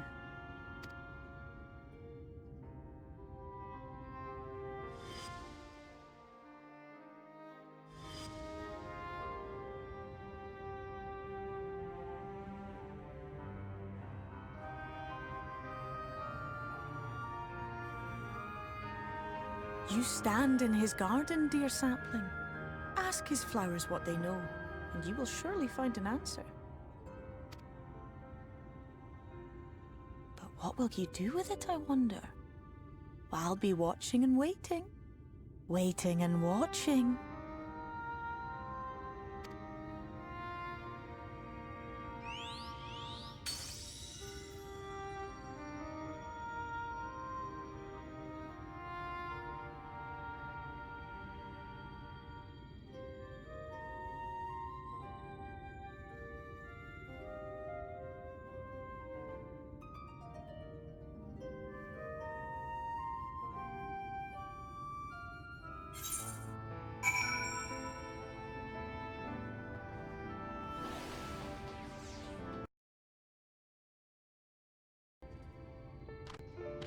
Oh, I did not expect to see you on your feet so soon. Surely you have not come in search of an Amuro. What do I know of the Crystal Exarch? I am happy to share, but I fear there will be no surprising revelations, as any in this city could tell you. He is a man of wisdom, compassion, and many untold secrets. But none can doubt his generosity. When the Crystarium was being reconstructed, he even followed folk to plunder the tower for resources. He even allowed folk to plunder the tower for resources. He has imposed no restrictions upon us but one. No one except Exarch is permitted to dwell within the spire. Many seasons past, a comrade of mine was bold enough to ask the reason why. The Exarch merely smiled and said, because one day, the Crystal Tower may vanish as suddenly as it arrived.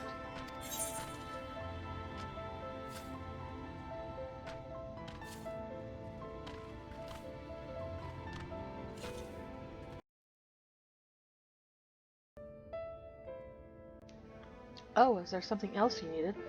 If you've come with the results of my research in this persistent light, I'm afraid there's little to tell as of yet. Records pertaining to the Exarch? Well, I need no documentation to relay what little I know of his history, if that is what interests you.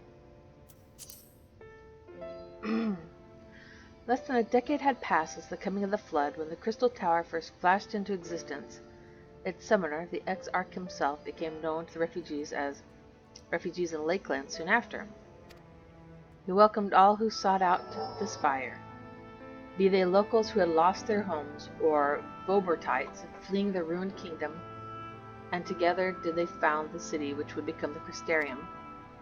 Some thought to call him king, for he refused to share his name, but the summoner did not deem himself worthy of royal address. Thus did the people consider his scintillating skin. So like the tower he had summoned, bestowed upon him the title of the Crystal Exarch. As for his true name, well, 'twould seem that is a mystery that remains unsolved to this day.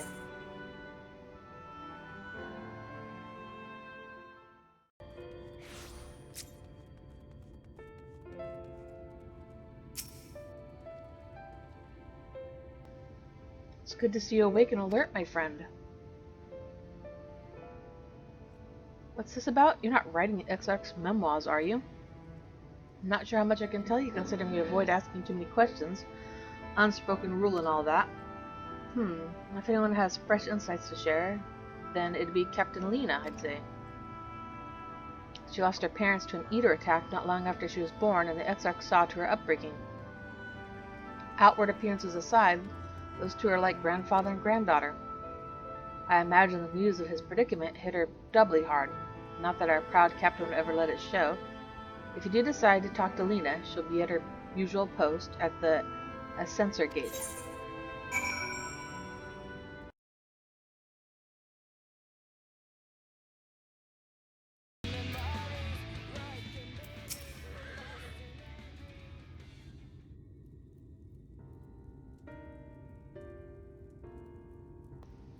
I was not told you had awoken.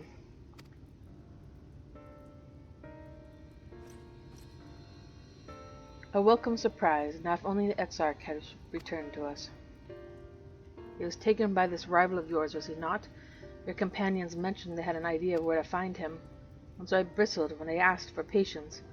I did not understand their hesitation until I saw you had fallen. Only then did I realize that I had no business rushing ahead. Even so, the delay has been no less agonizing. In the moments before he left to join you in Calusia, the Exarch entrusted me with a key. It opens a door in the ocular to a chamber known as the Umbilicus. This room is the heart of the tower, into which only the Exarch himself is permitted to enter. He bid me allow none into the tower once he had departed. Only event that an army of eaters descended upon the city was I to access the umbilicus and awaken the defensive barrier. Never before had he left me with such instructions, but the battle with Vothri loomed near, and at the time I accepted the key without much thought. Since then, however, that moment is all that occupies my mind. When I recall the look upon his face, he knew that some terrible fate awaited him. Tell me, I need to know what he feared, what battle you and your companions are truly fighting.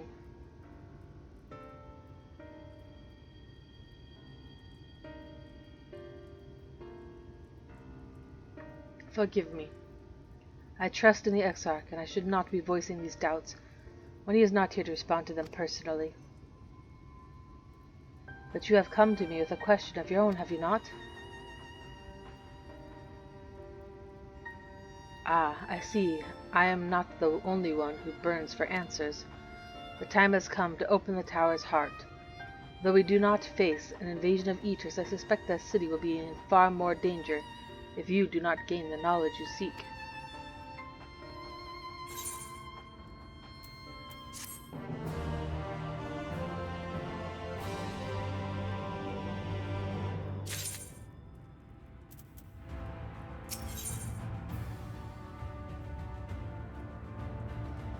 The broken thread. She encourages you to follow her. Follow her. Come, meet me in the ocular, and I will unlock the door within.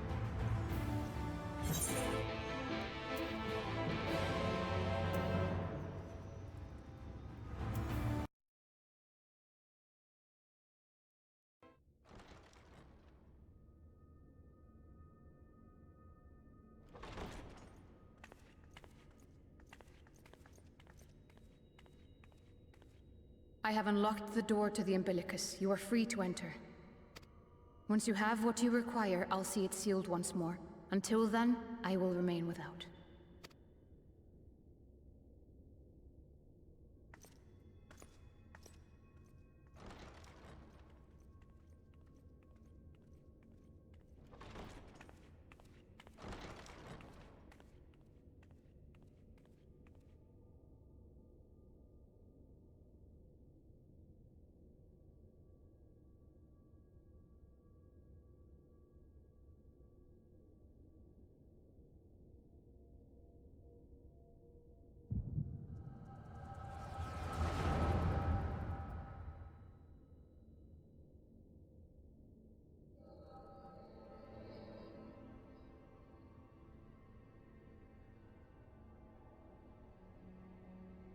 A moment to collect my thoughts, I prithee.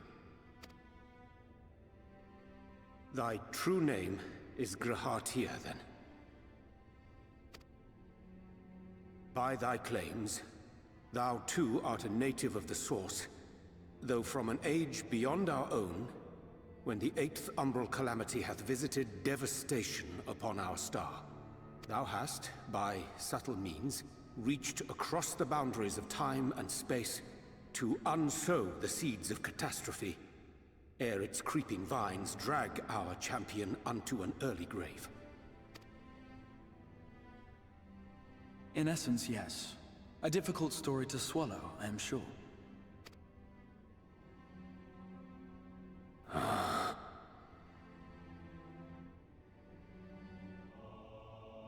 I doubt not the veracity of thy words, not the account of thy coming, nor that of the fated calamity. Yet my mind straineth still to apprehend the enormity of this tale. Wouldst thou favor me with a gradual unfolding of its chapters?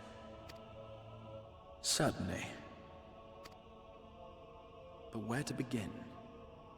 I should start with those great minds who survived the calamity. Sid Garland being perhaps the greatest. In hopes of staying the unending tides of war, he and his fellows pursued all manner of possible solutions. One of these was rooted in a theory which unified several fundamental principles discovered over the course of the Warrior of Light's adventures. It proposed a method by which one could enter the River of Time, traverse the rift, and leap between worlds. Perfecting that idea, however, was a work which consumed their lifetimes, and thus was it left to future generations to decide whether theory would be put into practice.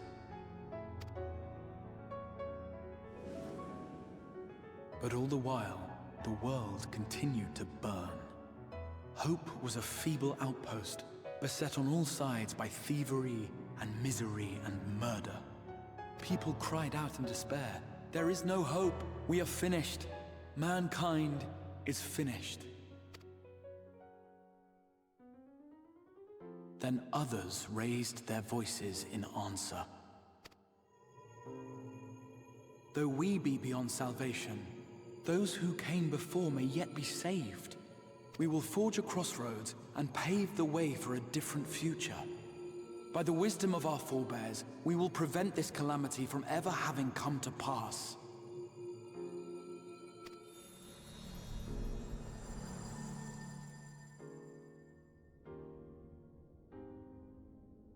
The fighting went on unabated, but some few took up Sid's research and labored to realize those impossible ideas.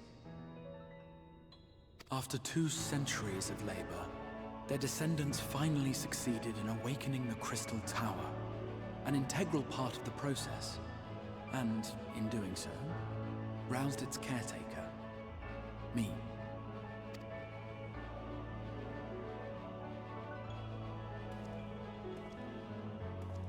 By this stage, scholars had largely established the phenomena underpinning the rejoining, and identified the first as the shard which precipitated the 8th umbral calamity. This grand structure was already capable of storing the energies required to attempt the translocation. All that remained was to augment some few of its functions based upon the theoretical models of Sid and his compeers. And by means of such technologies didst thou effect thine arrival in the first, to an age before this star had joined with the Source.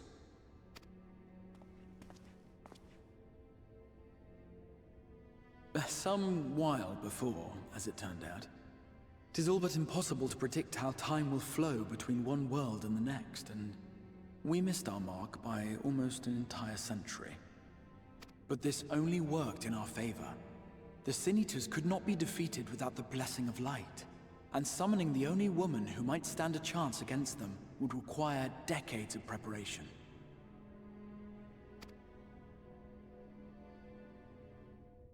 An undertaking of scarce credible endurance.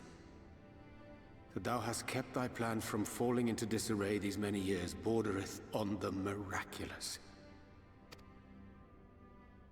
Yet howsoever history be rewritten, thy present self was shaped by events which followed the calamity. Should said catastrophe be averted, the very skein of thine existence will unravel. Surely thou hast foreseen this. I am aware of the consequences. 'Tis for that very reason Cid and his colleagues bequeathed their legacy as an offering, and not an edict.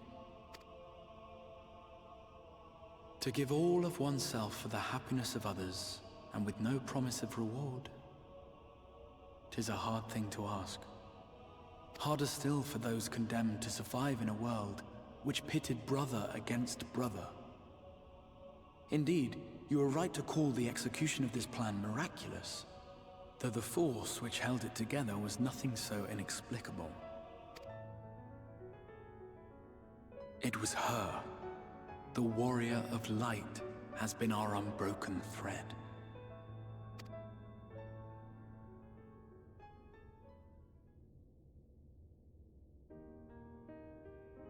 Where others would stumble and fall, she would rise above. Where others would break and run, she would carry on. The Warrior of Light's tale is one of unyielding bravery. To tell it was to feel courage. To hear it was to feel hope. It was a breath of inspiration in an age of suffocating shadow. In the histories of a fallen nation was our hero hailed as its greatest ally. In the time-worn pages of a noble's memoirs were her deeds joyously retold. For many, these stories were the flame which warmed them through the coldest of nights.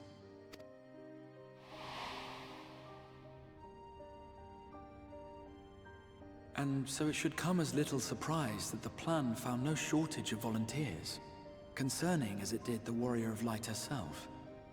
It was their chance to add their own verse to the hero's saga. She was the lodestar that brought them all together, to send their final message back through time and space to her.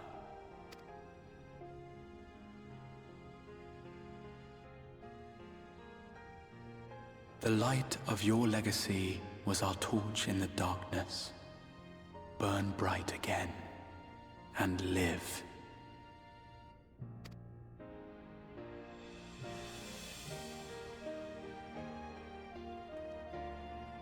I am merely the bearer of that wish, come to ensure it is safely delivered.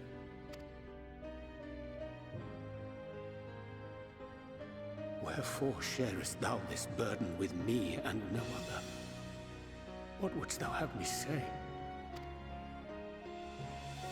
That you will be my accomplice? 'Twas you yourself who convinced me of your suitability when you spoke of how you learned of the Flood, and of your part in arranging Minfilia's journey to the First. Your actions showed uncommon resolve. 'Twas clear you were committed to the cause of saving this world. I knew I could trust you to choose the right path forward, even if that choice came with a heavy price. What price?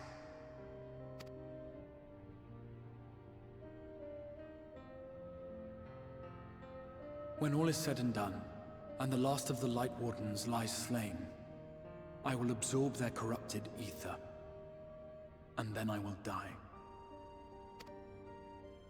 Knowing what I know of your companions, not to mention your champion, they will try to stop me. But in saving one, they would save none. Therefore, I implore you to aid me in concealing my identity, and ensuring this tale ends as it must. To this end, I would have you take what I have told you of the Calamity, and make of it a portent. A prophetic vision you beheld in the swirling chaos of the Rift.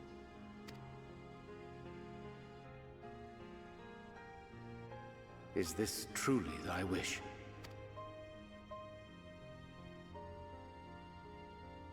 History remembered the Warrior of Light, as I knew it would. And I will suffer no other to rescue the champion whose star has charted my course.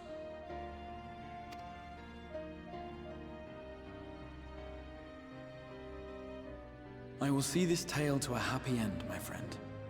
There has been enough tragedy.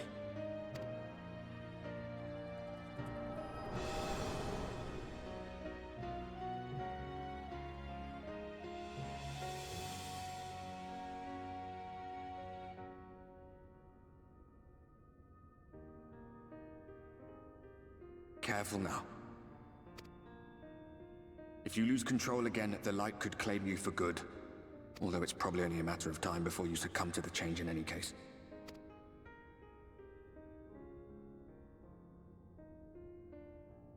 What do you mean to do?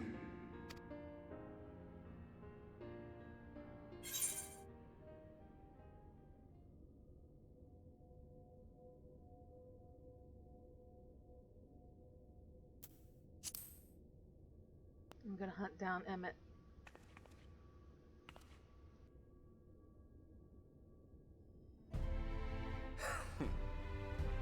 Then we should be on our way. Diassian mentioned the Tempest, did he not?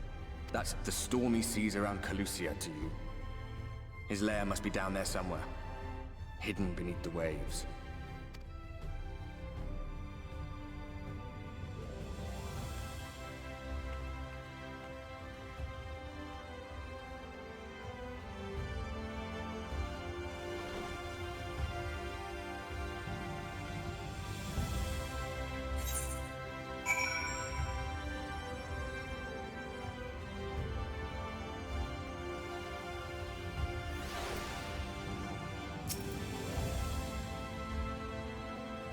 Did you find the answers you sought? If there's nothing more you need, I will go and lock the door. I have some questions about the Tempest. Tempest? That is the name given to the seas by which Calusia is bound. If you make a request, the Tamers will provide you with an amuro to fly you over the waters, but... Do you mean to leave right this moment alone? I'm not sure that... Nay, I would not seek to stop you. Go with the blessings of the Shadow, and I shall await your safe return.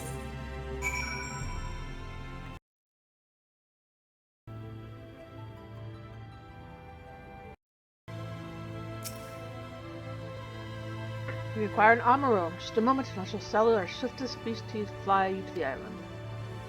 The open water? To the depths of the Tempest? Our amuro can swim, yes, but to reach the ocean floor...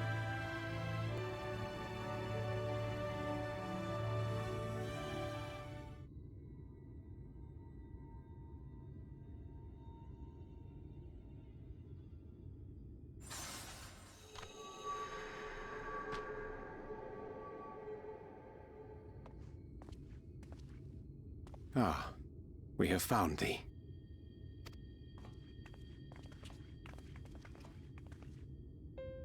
Word reached us of thy recovery, and thus did we gather with all haste. Ah. By thy looks I gather thou hast gleaned that which I came to tell thee. Urianger has shared everything with us. The Exarch's true identity and purpose.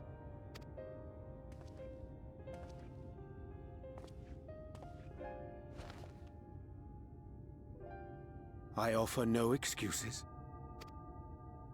When I agreed to aid the Exarch with his plans, 'twas in full acceptance of the condemnation I would face when my duplicity was laid bare. Yet it is not rancor, but resolve that I sense in thee. Thou art fully intent upon walking thy path to its end, art thou not? If thou canst forgive my deception, or, failing that, set aside thy displeasure for a time, I do beg leave to follow thee. What strength and wisdom I possess are thine to command.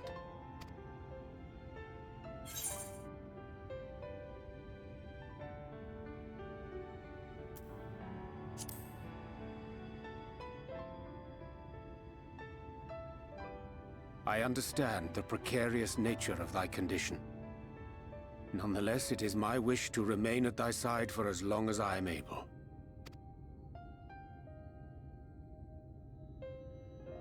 I'm sorry, but I don't think this is a good idea.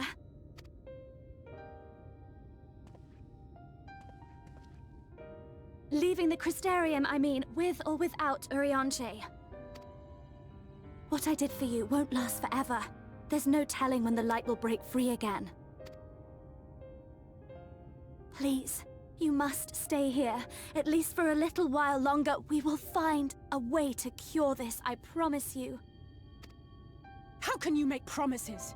We don't even know where to start. Alize, please.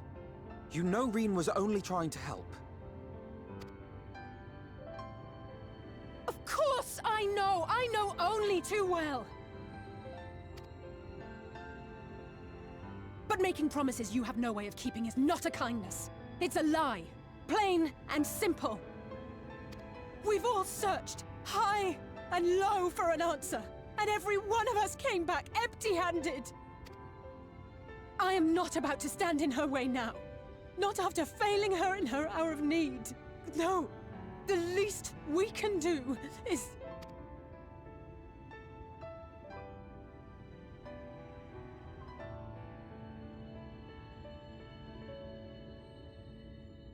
We will go with you as well. There is naught to be gained by standing still. Indeed, we have exhausted every other avenue. Lead, and we shall follow. If there is any hope to be found, then we will surely find it at your side. Are we all in agreement then?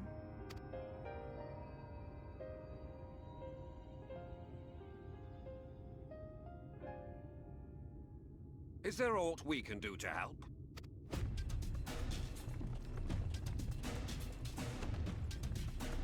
Though we may not know the whole story, we do know you're in for a fight. And while the Exarch's away, it falls to the rest of us to see the Warrior of Darkness is given a proper send-off. You told them? No! Well, not in so many words. Aye, we didn't need it spelled out for us. When the night sky appeared over whichever place you went to, it was harder not to put two and two together. From the moment I heard that you and the Exarch shared the homeland, I had my suspicions. Long had he been waiting for a certain someone to arrive. And I knew at once that it must be you. Exactly. When he went out to meet you, it was clear it was no ordinary visitor. That spring in his step spoke volumes. I could feel his excitement. Me too! That's right! Here, here!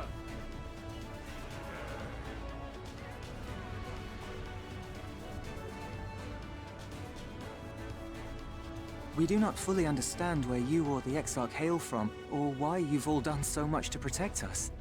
But we are deeply grateful nonetheless. So, if there is anything at all we might do to aid your journey, you need only name it. What would you have of us?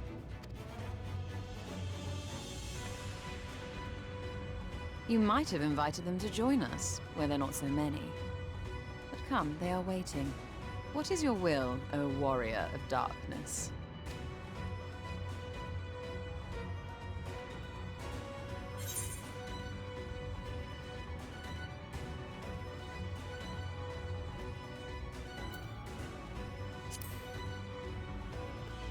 Leave it to us. We'll get the Exarch back.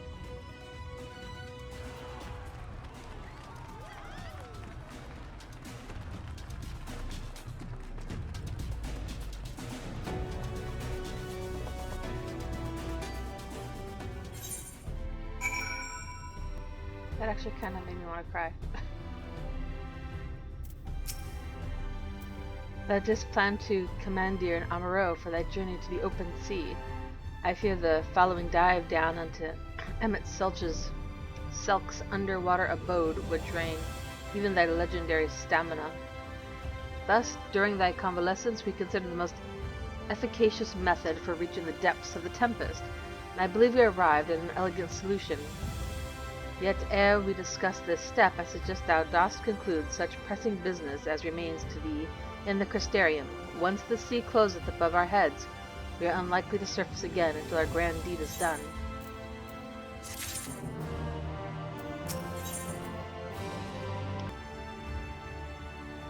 To storm-tossed seas. Reward is oysters in the half-shell.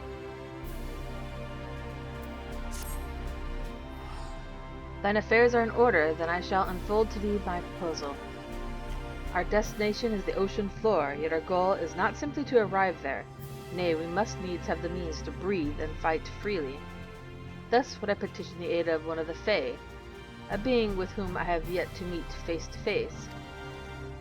Rather than waste words on explanation, I bid thee follow me unto the hamlet of Solon, which lieth to the south and west. All will become abundantly clear, I promise thee. Since I'm about ready to crack, shouldn't they all do this on their own?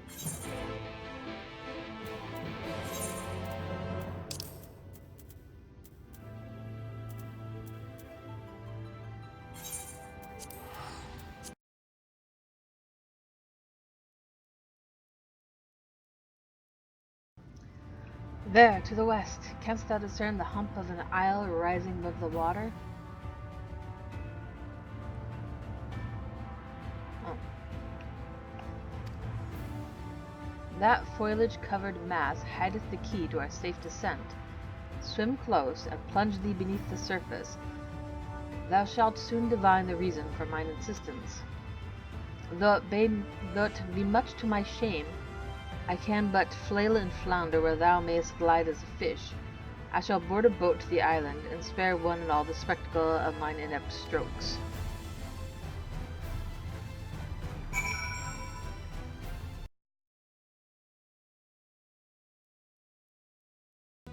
That's pretty nice.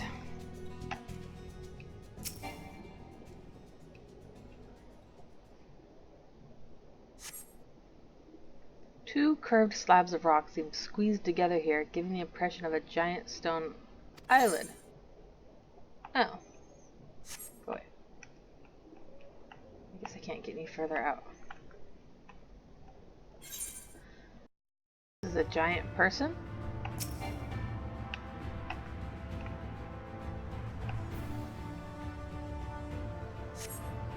Though it appears solid enough, the rock yields slightly under your touch. Was the surface gently shifting, or was it your imagination? I'm glad I can fly here.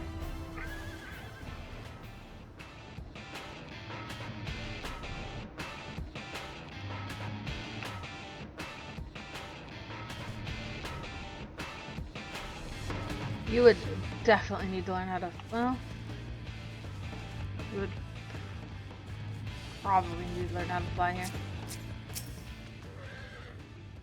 Well, what'd you find out? It reminds me of a certain primal.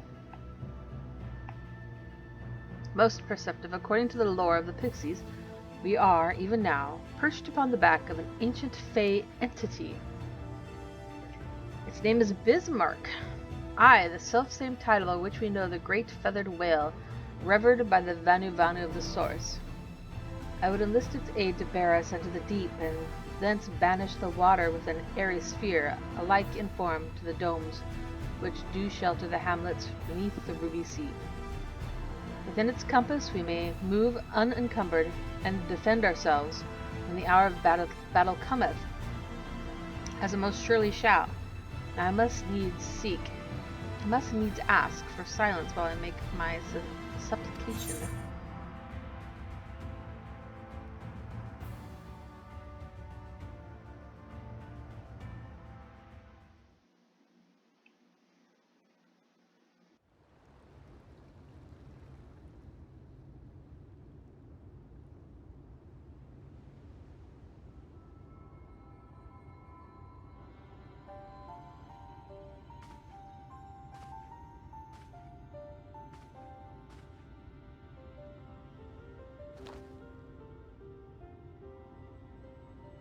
Wir Sach, Bilan Bismail.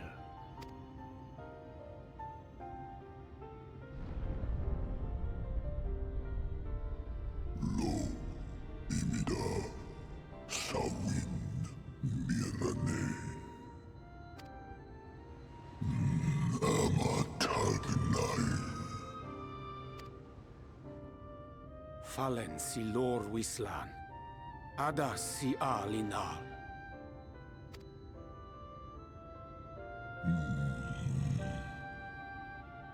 Van urs atslir, olfodd him, iri guath thi.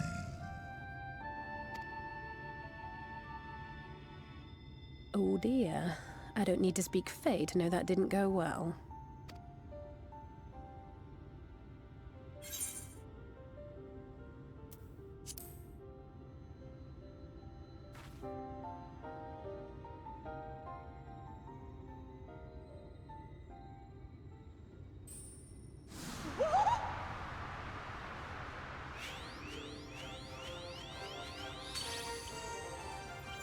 Oh, my snake yak! You've learned to call me at last! And where do you go? On a trip? A journey? I knew you wouldn't give up without a fight.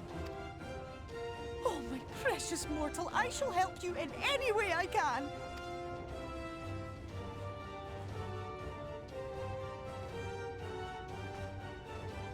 Gers Bismail win picked. Van dromi drom yakum.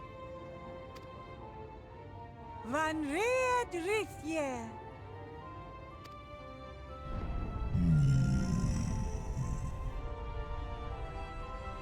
Ahai una, sahawin wisk. Isnerim, sur vierlo. Be sure to scrub this one's teeth for him upon your return. It's only good manners. It will be done, Your Majesty. Our deepest thanks for your timely intervention. An agreement is reached and your departure is at hand. You wingless ones best hold on tight. May the blessings of the Fae keep you safe, Inba.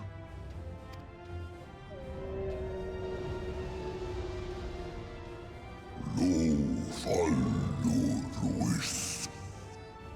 Van in narsitar. Dir sitagnai.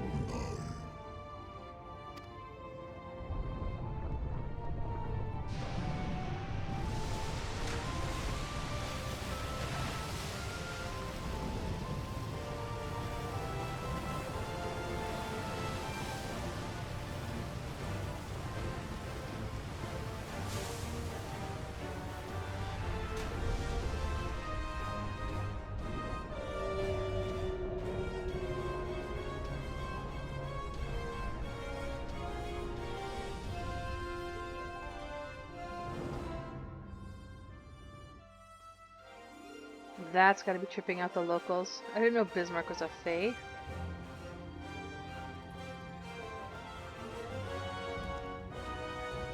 And just like that, it's all gone back to the way it was. What was you expecting? 100 years of honey and rainbows? Seeing them Yulmore types wake up and smell the ashes was miracle enough for me. Ah, the magic in the air when that ladder started moving. And when that great hulking Talos rose up. Gods. I could live 1,000 years and never behold anything so amazing.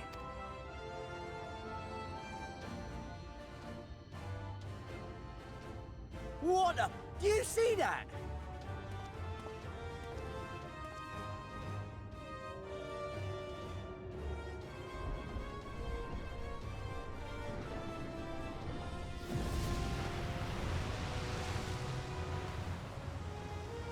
What a monster!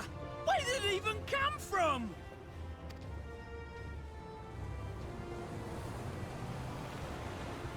Whoa there! It's not stopping. Run! Run!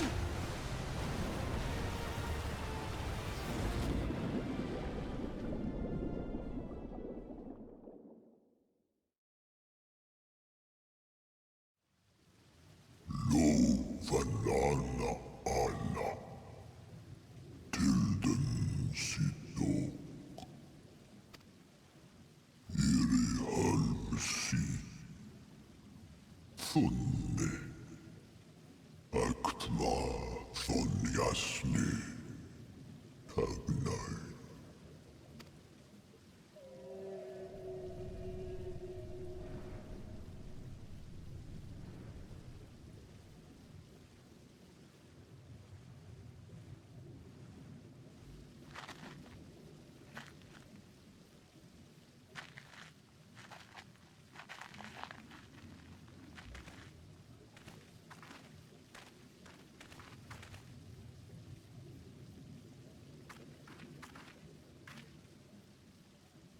Wow.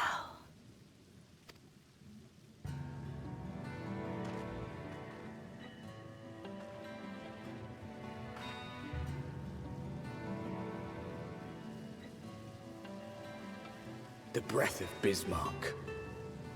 See how it swells to form a dome beneath the waves? The waters recede. The tempest's floor is laid bare. In defiance of the blinding sky, this place holds fast to its gloom. The last refuge of he who denies the light with every fiber of his being.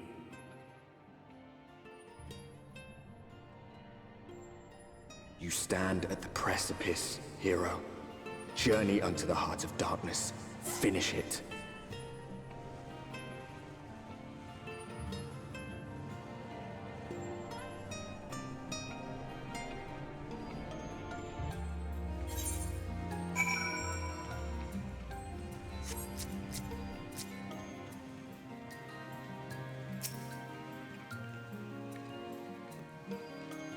Haha, gulp.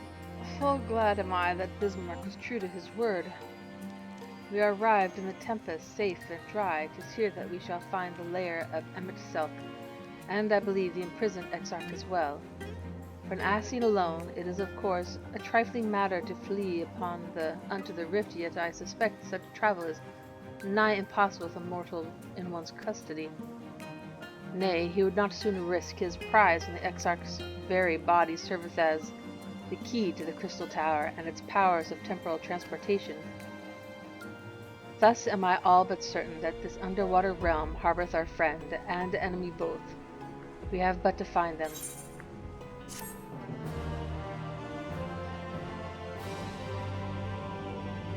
In the event that you leave the area, speak with Inuil at Venmont Yards in Calusia to return to the Tempest.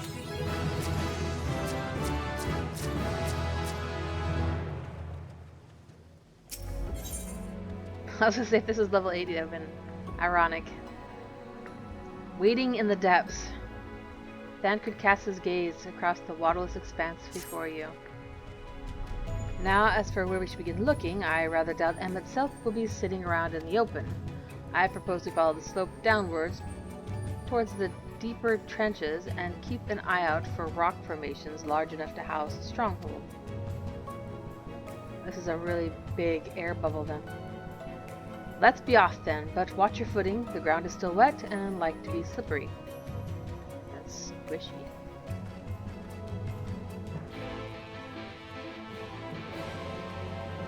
Can I ride?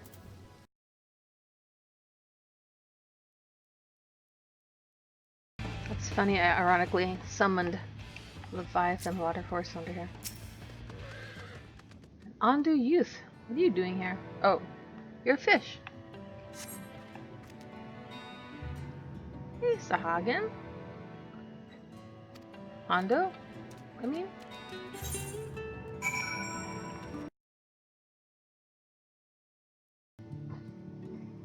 Not even at 80 yet. Well, I mean, technically I'm 80. I mean, the 80 quest. The finless ones, they followed me. Why have you come? Was it you who took away our water? Awkward. Don't die. Ah, so this is where the Ondo make their home. I had wondered. Pray forgive us any inconvenience we have caused. We were not aware your people lived here in the Tempest. We need this great dome of air that we might conduct a most urgent search. And thus beg you for your understanding. Chieftain, what are we to do? Kill them. Just kidding.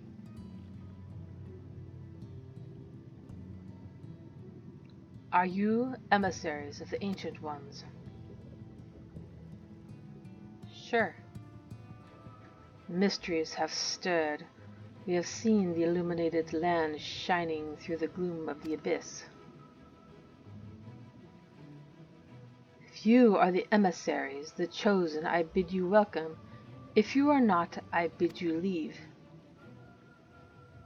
I am not sure I understand. Would you be willing to elaborate? Really, Alphanut? Really? Now? Even he's saying really?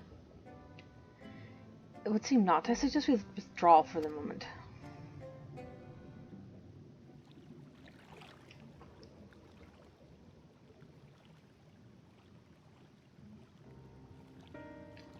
So, what's the plan? Given your condition, I'm reluctant to suggest lingering here.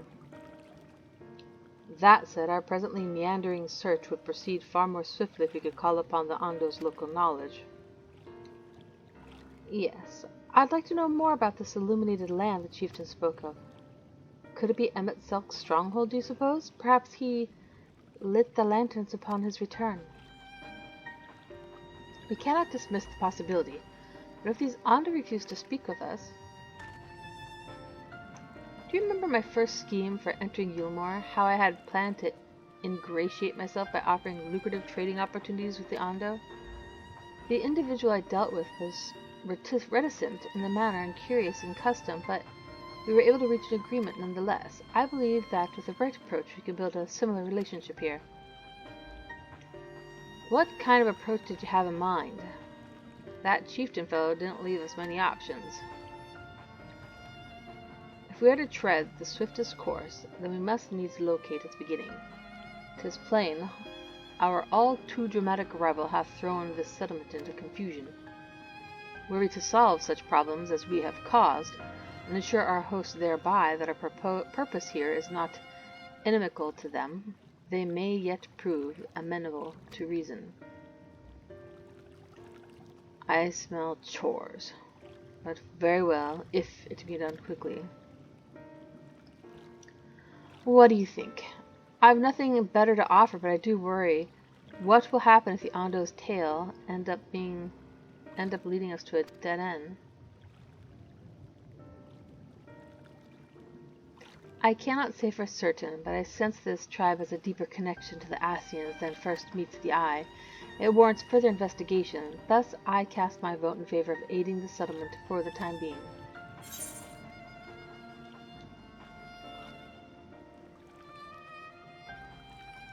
We'll make allies.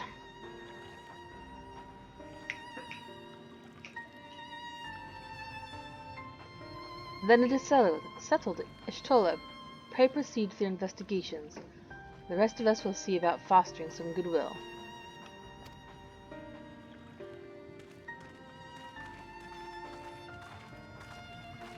This story never ends.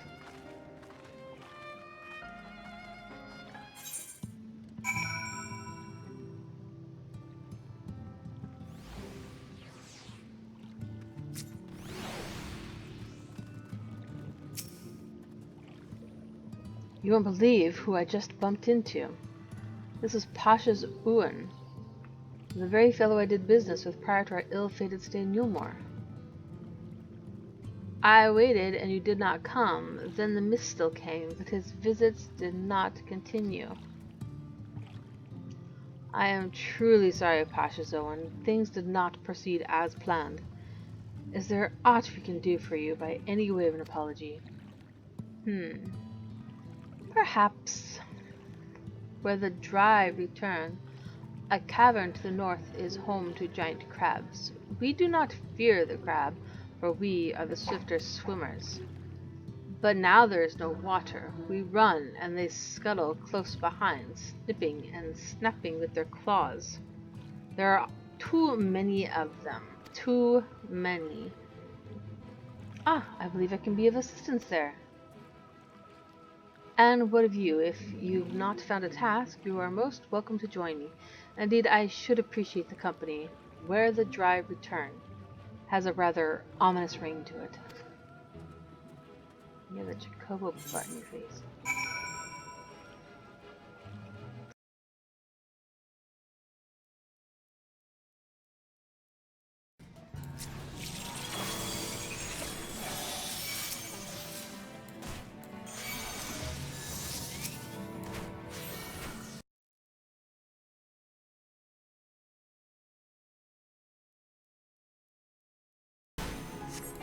My dog is helping. Look at him. The little yipper.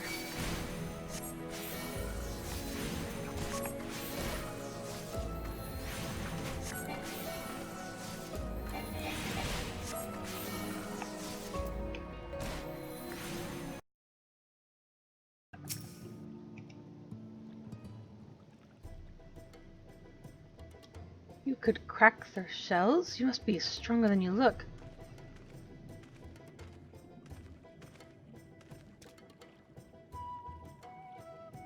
I see you've reached your quota first again. I shall never be your equal in such tasks. Still, I would say, we've reduced the local crab population to a far less threatening number. My thanks to both of you. You must have a reward. Nay, Pashas Owen, this was to be part of my apology to you, remember? Besides which, the lack of water is our doing, for which we must also make amends. Might I convince you to tell us something about your village instead? I would very much like to learn more of you and your people. Very well. Before the flood came, it is said that our ancestral home was found in the seas to the south. It was utterly destroyed by the light. Only those who were out hunting survived. They swarm aimless and lost until they spied buildings here on the ocean floor. Strange buildings they were, and long had they stood there underwater, yet somehow they had been spared the scars of time and current. These structures provided shelter for my people, protection from the tempest's turbulent waters, and the predators which hunted within them. Their very existence seemed a miracle. The first settlers pondered their good fortune. It was clear that the race who had built such wonders had guided their course, and from this did they discern the truth. That the ancients had chosen us to serve as caretakers of their eternal sanctuary until such time as they returned. Thus it is judged that your coming, and this great vanishing of water, was by the ancients' design. You will find warm welcome here. A truly astonishing history, yet I cannot help but wonder how the significance, or otherwise, of our arrival be decided. The ancients have blessed us with protection and prosperity. If your presence serves to bring us the same, there will be no doubt in the matter. Then it would seem our earlier decision was the correct one. We thank you for the lesson, Pashas Owen, and will continue to do all we can to assist our people. Should you desire our help with any other trouble, pray do not ask. Do not ask. Do not, just ask. We should return to the task at hand. Only do not try to overexert yourself, my friend. The risk far outweighs the gain. You just had me fighting crabs. I've got to get rid of this hat, I think.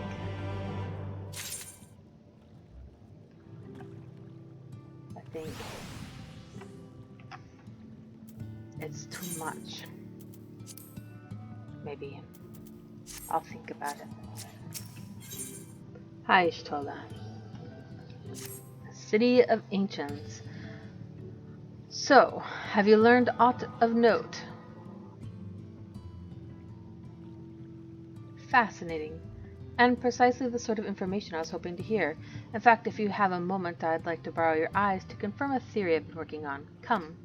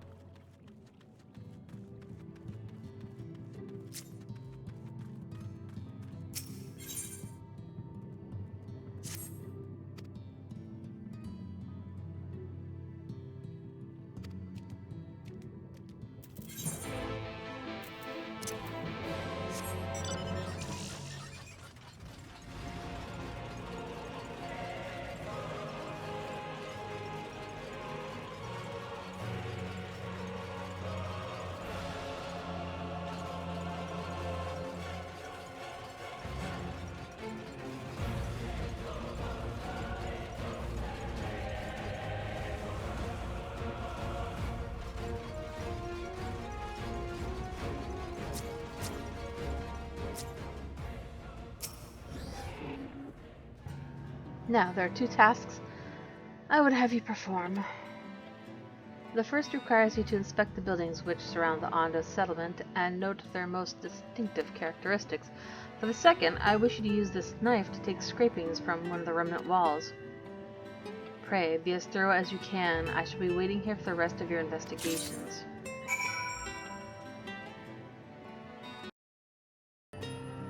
We're looking for the Ondo cups for distinctive features. Oh no.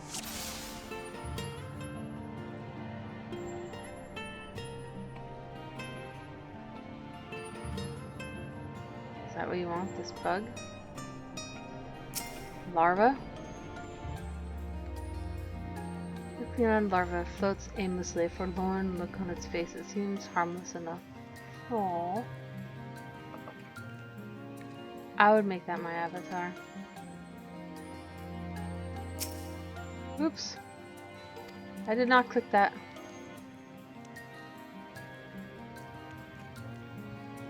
But we're looking for cups. Let's just look around. It's a shoe bill. It's at the bottom of the ocean for some reason.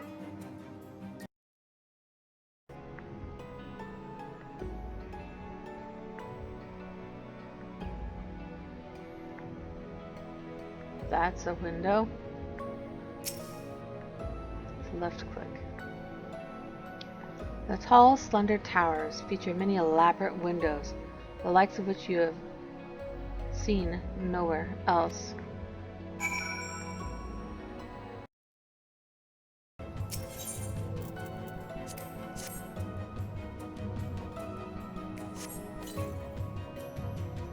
You set the point of the knife against the wall, but even after applying considerable pressure, you cannot remove so much as a flake of stone.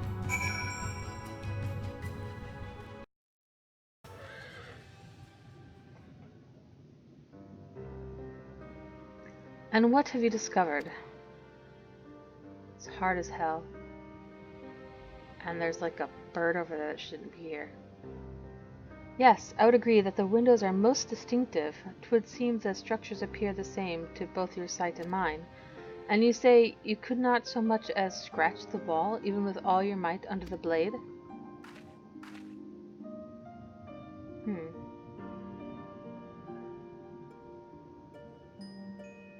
Everywhere I turn in this place, my gaze is drawn by peculiar materials for which I do not have a name.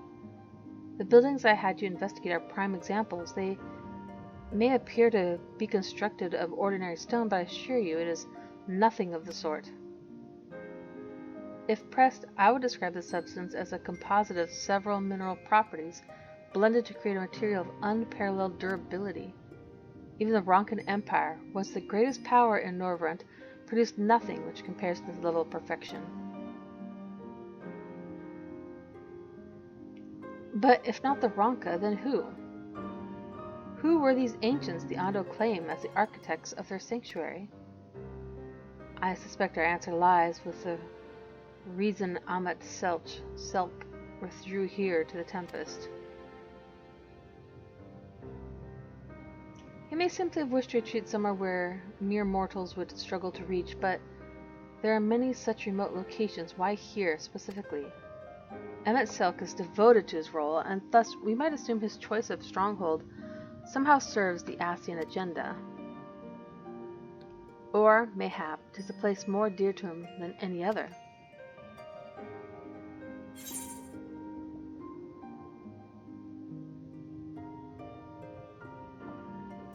Could it provide him power?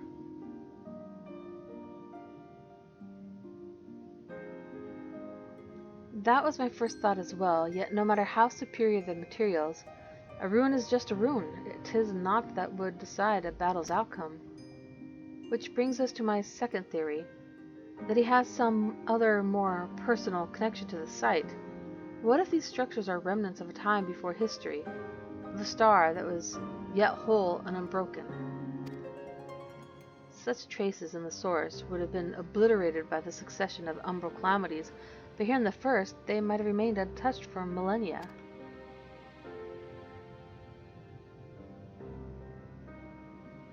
A copy of the mural in the Kitana Ravel. Almet presented it to me during my visit to Fenno, after our victory in Calusia.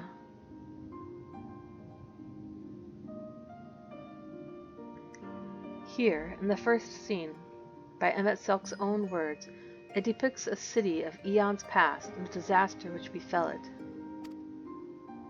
The design is much simplified, of course, but do you see the similarities between its towers and those you have just inspected?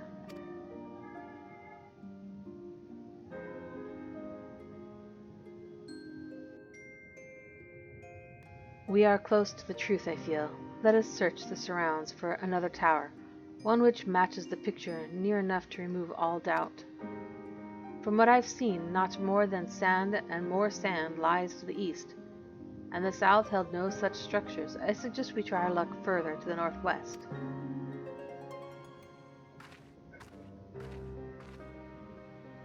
You may view the Kitana Ravel mural at any time during this quest by using the relevant items in the key items menu.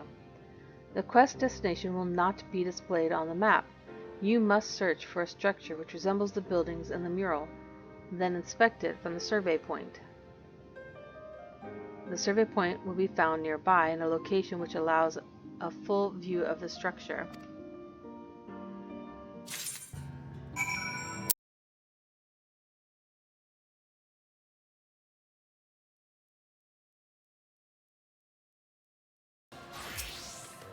This is definitely not it.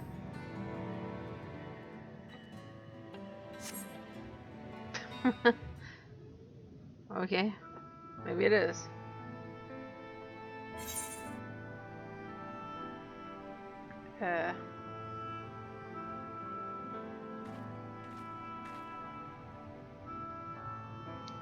This is the mural writ large. Bad eye. Though I cannot guess at its purpose, it must have been an imposing sight. How much of the tower's height lies beneath the ground, I wonder. Centuries of our history have settled upon such ruins, countless layers of dust and sediment, an entire civilization, its existence forgotten by all except a handful of Ascians, and yet it did exist. They lived here, in this city.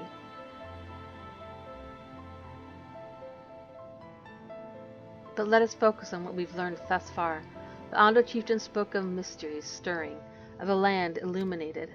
Judging by his words, he believes this phenomenon related to the ancients' return. Thus can we surmise that what the Ondo saw shining in the abyss was, in all likelihood, yet another remnant of this age-old civilization. And who else would light the lanterns, as Reen puts it, than Emmett Selk himself? 'Tis almost certain he is there.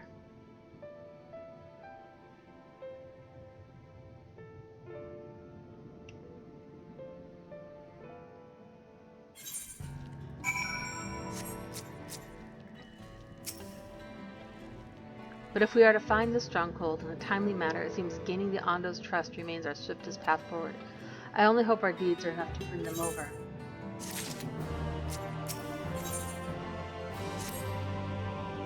Thank you for assisting me with my investigations. I shall seek out our companions and share what we have learned. Much as I would like to tell you to sit down and leave the rest to us, your condition demands that we make all reasonable haste.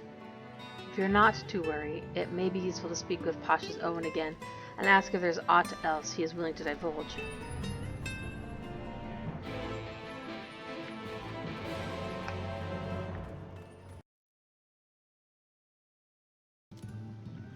Ah, Alphanode's friend, you and your companions have done much to repair the damage caused when the waters parted. Anything else you can do? Have you been to the Walls of the Forgotten? I think I just came from there? The remnants to the northwest. Yes, you visited them unbidden. Psh. Could it be that your footsteps were guided by the ancients? I believe it may be so. Listen then, and I will tell you of our plans to bring light to the walls, that we might answer the shining call of the illuminated land. We have requested a finless craftsman to shape for us a sacred lamp. He is odd for a land dweller, choosing as he does to live in the ocean, but his skill is beyond question. It is concerning, however, that we have heard nothing of his progress. If you were to visit this artisan and return with our long-awaited light, then any doubt as to your presence, to your purpose, would be laid to rest. His name is Grinault. You will find his workshop in a metal structure to the south. How does he breathe?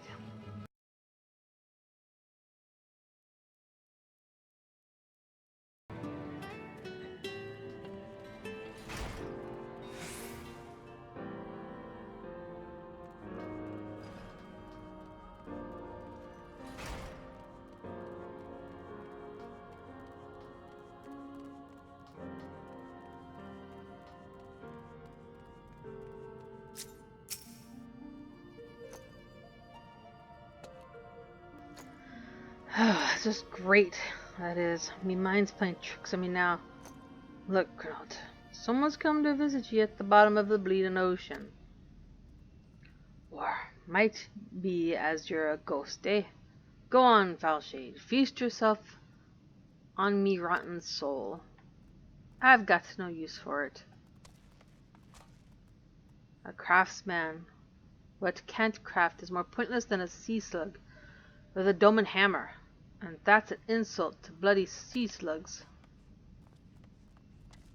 Grinault appears to be suffering from a crushing bout of self-doubt. Maybe you can psych him up.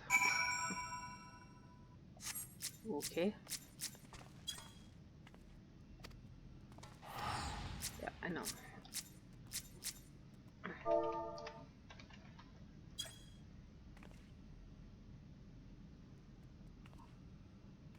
Eh? You wouldn't be trying to raise me spirits now, would you, spirit? Not what you'd expect from a servant of the netherworld.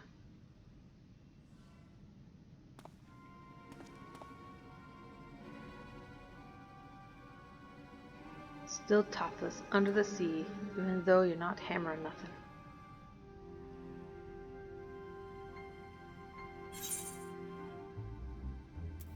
Have we met before?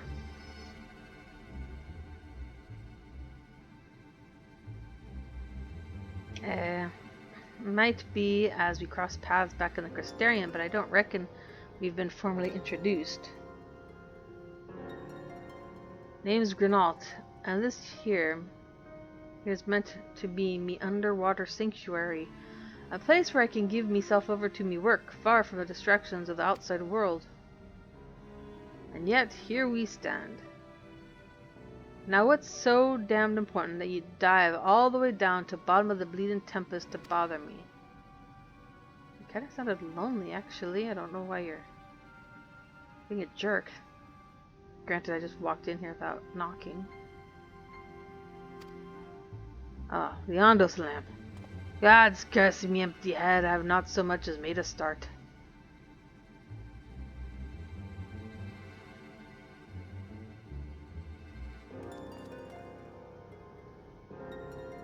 Worthless, the sea slug. Nay, the slime left by a sea slug. Me delivery dates long past. Me workbench is untouched, and I call myself a bleeding artisan. Ye've heard their beliefs, have ya?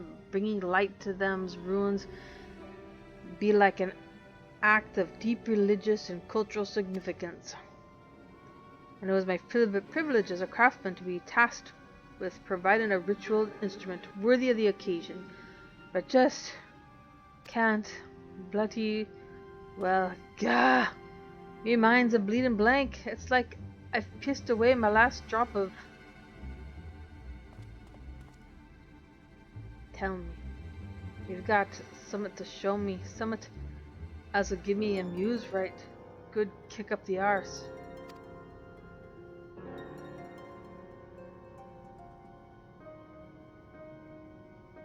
Yonder want to honor the coming of these ancients, so their answering lights got to blaze with the right kind of brightness, like the spark of life caught in a crystal.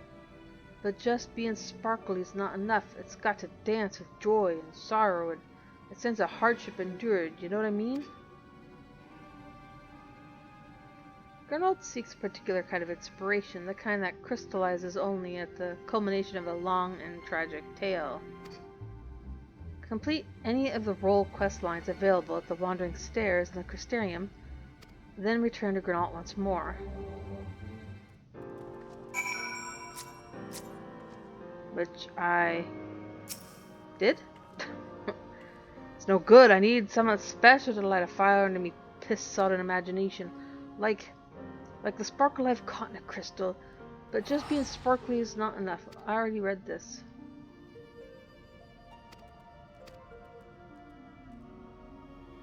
Present something inspiring to him. Like what? Present something special. Something sparkly. The kind that crystallizes only in the culmination of a long and tragic tale.